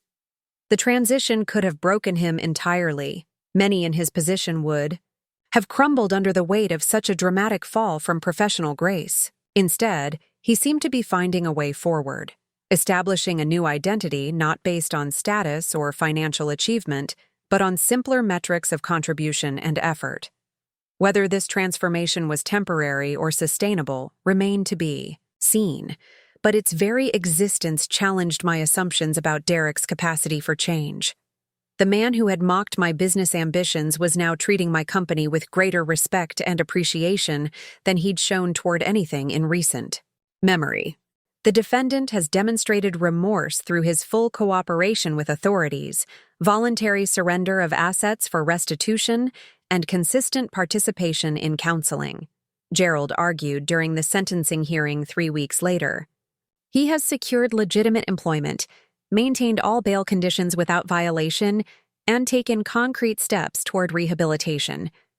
The judge listened impassively, reviewing the extensive documentation Gerald had submitted regarding Derek's efforts to make amends for his crimes. Character witnesses, mostly former colleagues from earlier in his career, before the ethical compromises began, had testified to his previous integrity and capabilities. Financial records demonstrated the liquidation of personal assets for victim compensation. Employment verification from Aurelia confirmed his current legitimate work activity. While the court acknowledges these efforts, the judge finally responded, "The severity of the offenses cannot be overlooked. The defendant systematically abused his position of trust over an extended period, causing significant financial harm to multiple victims." Derek stood perfectly still beside Gerald, his expression neutral despite the tension evident in his posture. I sat in the same front row seat I'd occupied throughout the proceedings, maintaining the composed demeanor I'd perfected over months of legal appearances. "Therefore," the judge continued, "this court sentences the defendant to 48 months in federal prison, with eligibility for supervised release after 36 months, contingent upon continued good behavior and participation in financial ethics counseling. 4 years, potentially reduced to 3 with good behavior." The sentence fell within the expected range, yet hearing it pronounced with judicial finality made it suddenly, overwhelmingly real. The remaining procedural details washed over me: requirements for reporting to the designated facility, conditions of eventual supervised release, ongoing restitution obligations. Derek would have 2 weeks before beginning his sentence, time to arrange personal affairs and prepare for extended absence. Outside the courthouse, after Gerald had reviewed the immediate next steps and departed to file additional paperwork, Derek and I stood in momentary silence, processing the concrete reality of our separation. 48 months, he said finally, his voice steady despite the circumstances. Approximately 460 days. The precision was so characteristic of his analytical mind, breaking down even his prison sentence into quantifiable units, perhaps to make it more comprehensible. With potential reduction for good behavior, I reminded him. He nodded, attempting a small smile that didn't reach his eyes. "I'll aim for that Employee of the Month status in there too." The gallows humor was his way of maintaining composure, of asserting some small control over an overwhelmingly uncontrollable situation. I allowed him this coping mechanism without comment.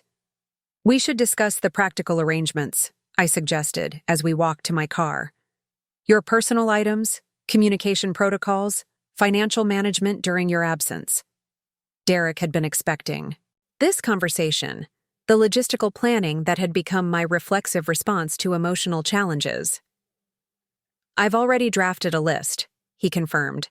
"Power of attorney documents for you to handle any remaining financial matters, contact information, for the facility, items I'm permitted to bring." His thoroughness in preparing for incarceration mirrored my own detail-oriented approach to business challenges, another small area where our perspectives had aligned in recent months. "And what about your position at Aurelia?" I asked as we drove away from the courthouse. "Miguel has been impressed with your performance. He's asked if you'd want to return after your release." Derek looked genuinely surprised. "He said that? Even knowing about my conviction?" "He knows the full situation," I confirmed. "Said you're a quick learner, detail-oriented, and work well with the team.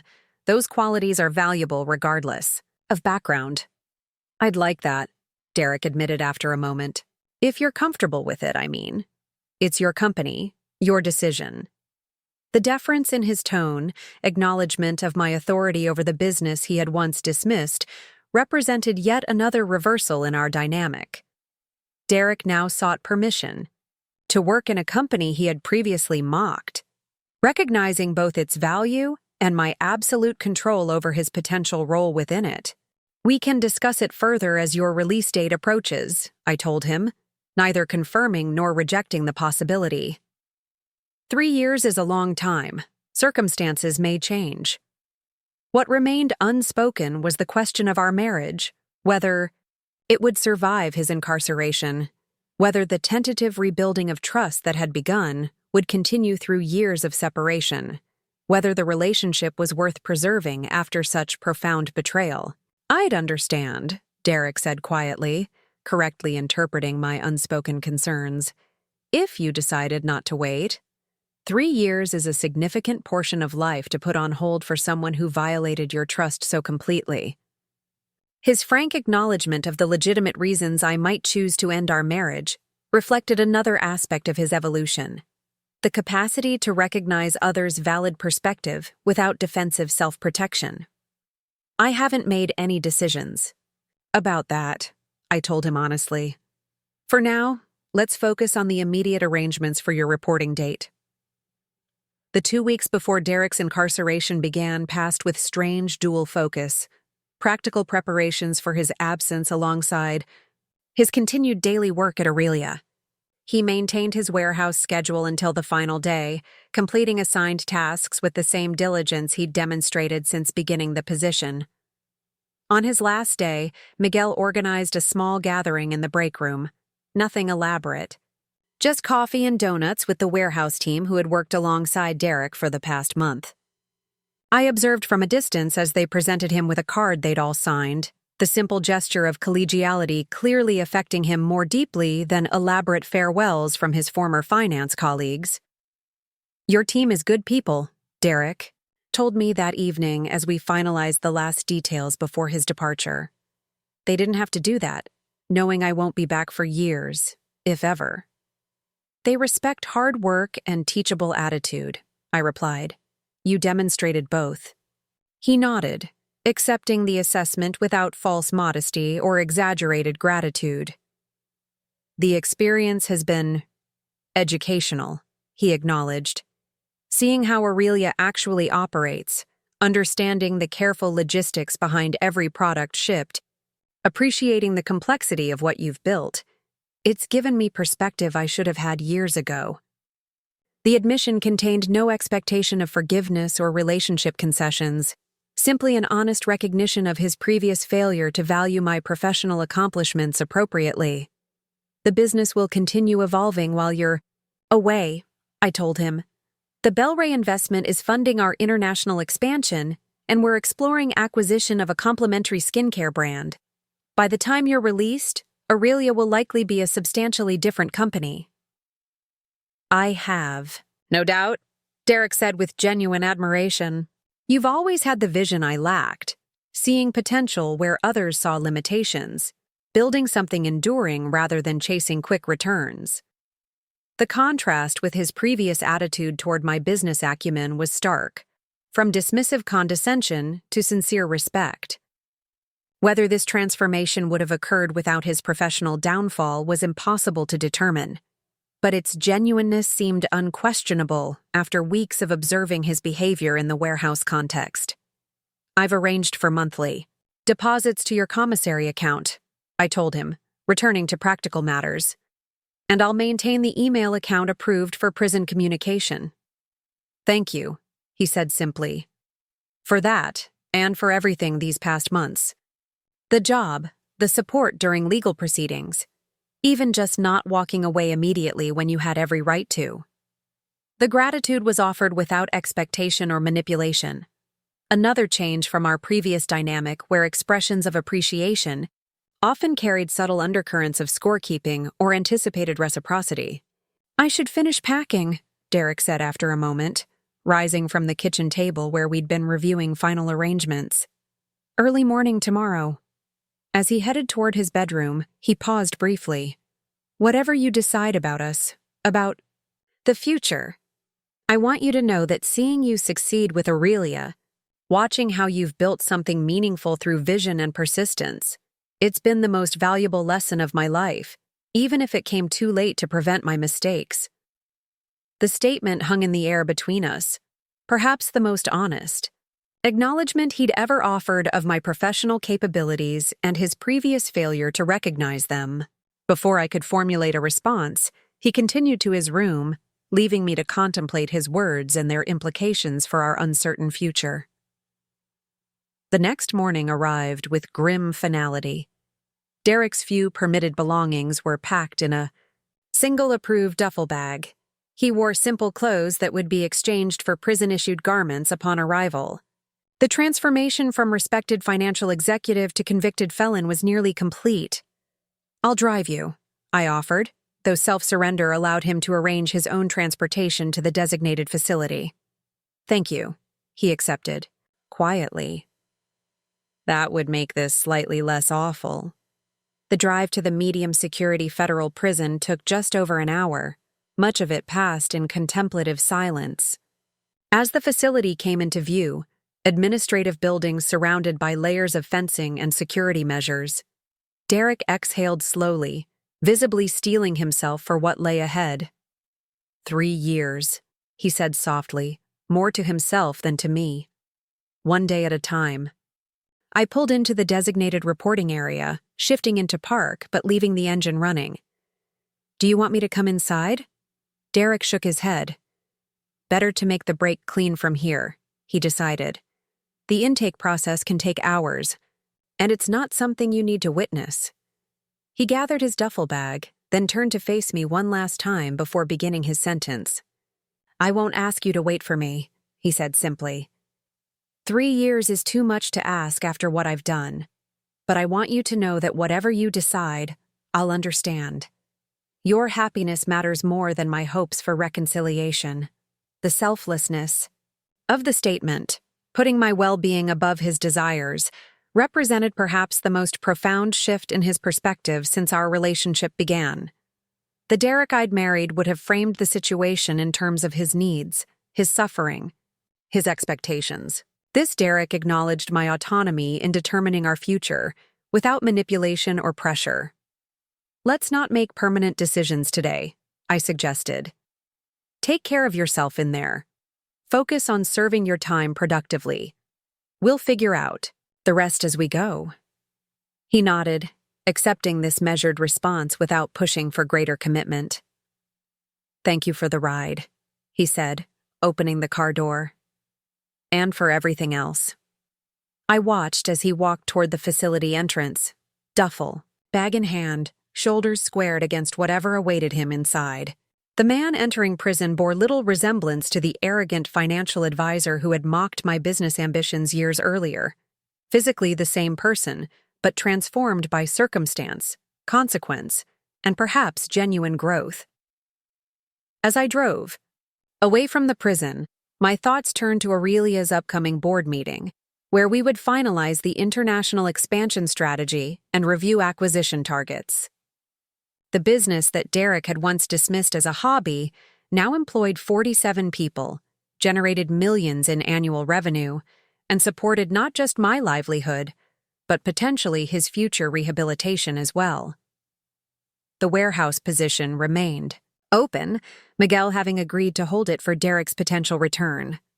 Whether he would ever fill it again depended on numerous factors: his behavior during incarceration, my decisions about our marriage, Aurelia's continued evolution, and ultimately, whether the changes we'd both experienced in recent months represented lasting transformation or temporary adaptation to crisis. What remained certain was that our relationship's fundamental dynamic had been permanently altered. No longer would Derek position himself as the financial authority, the primary provider, the superior business mind.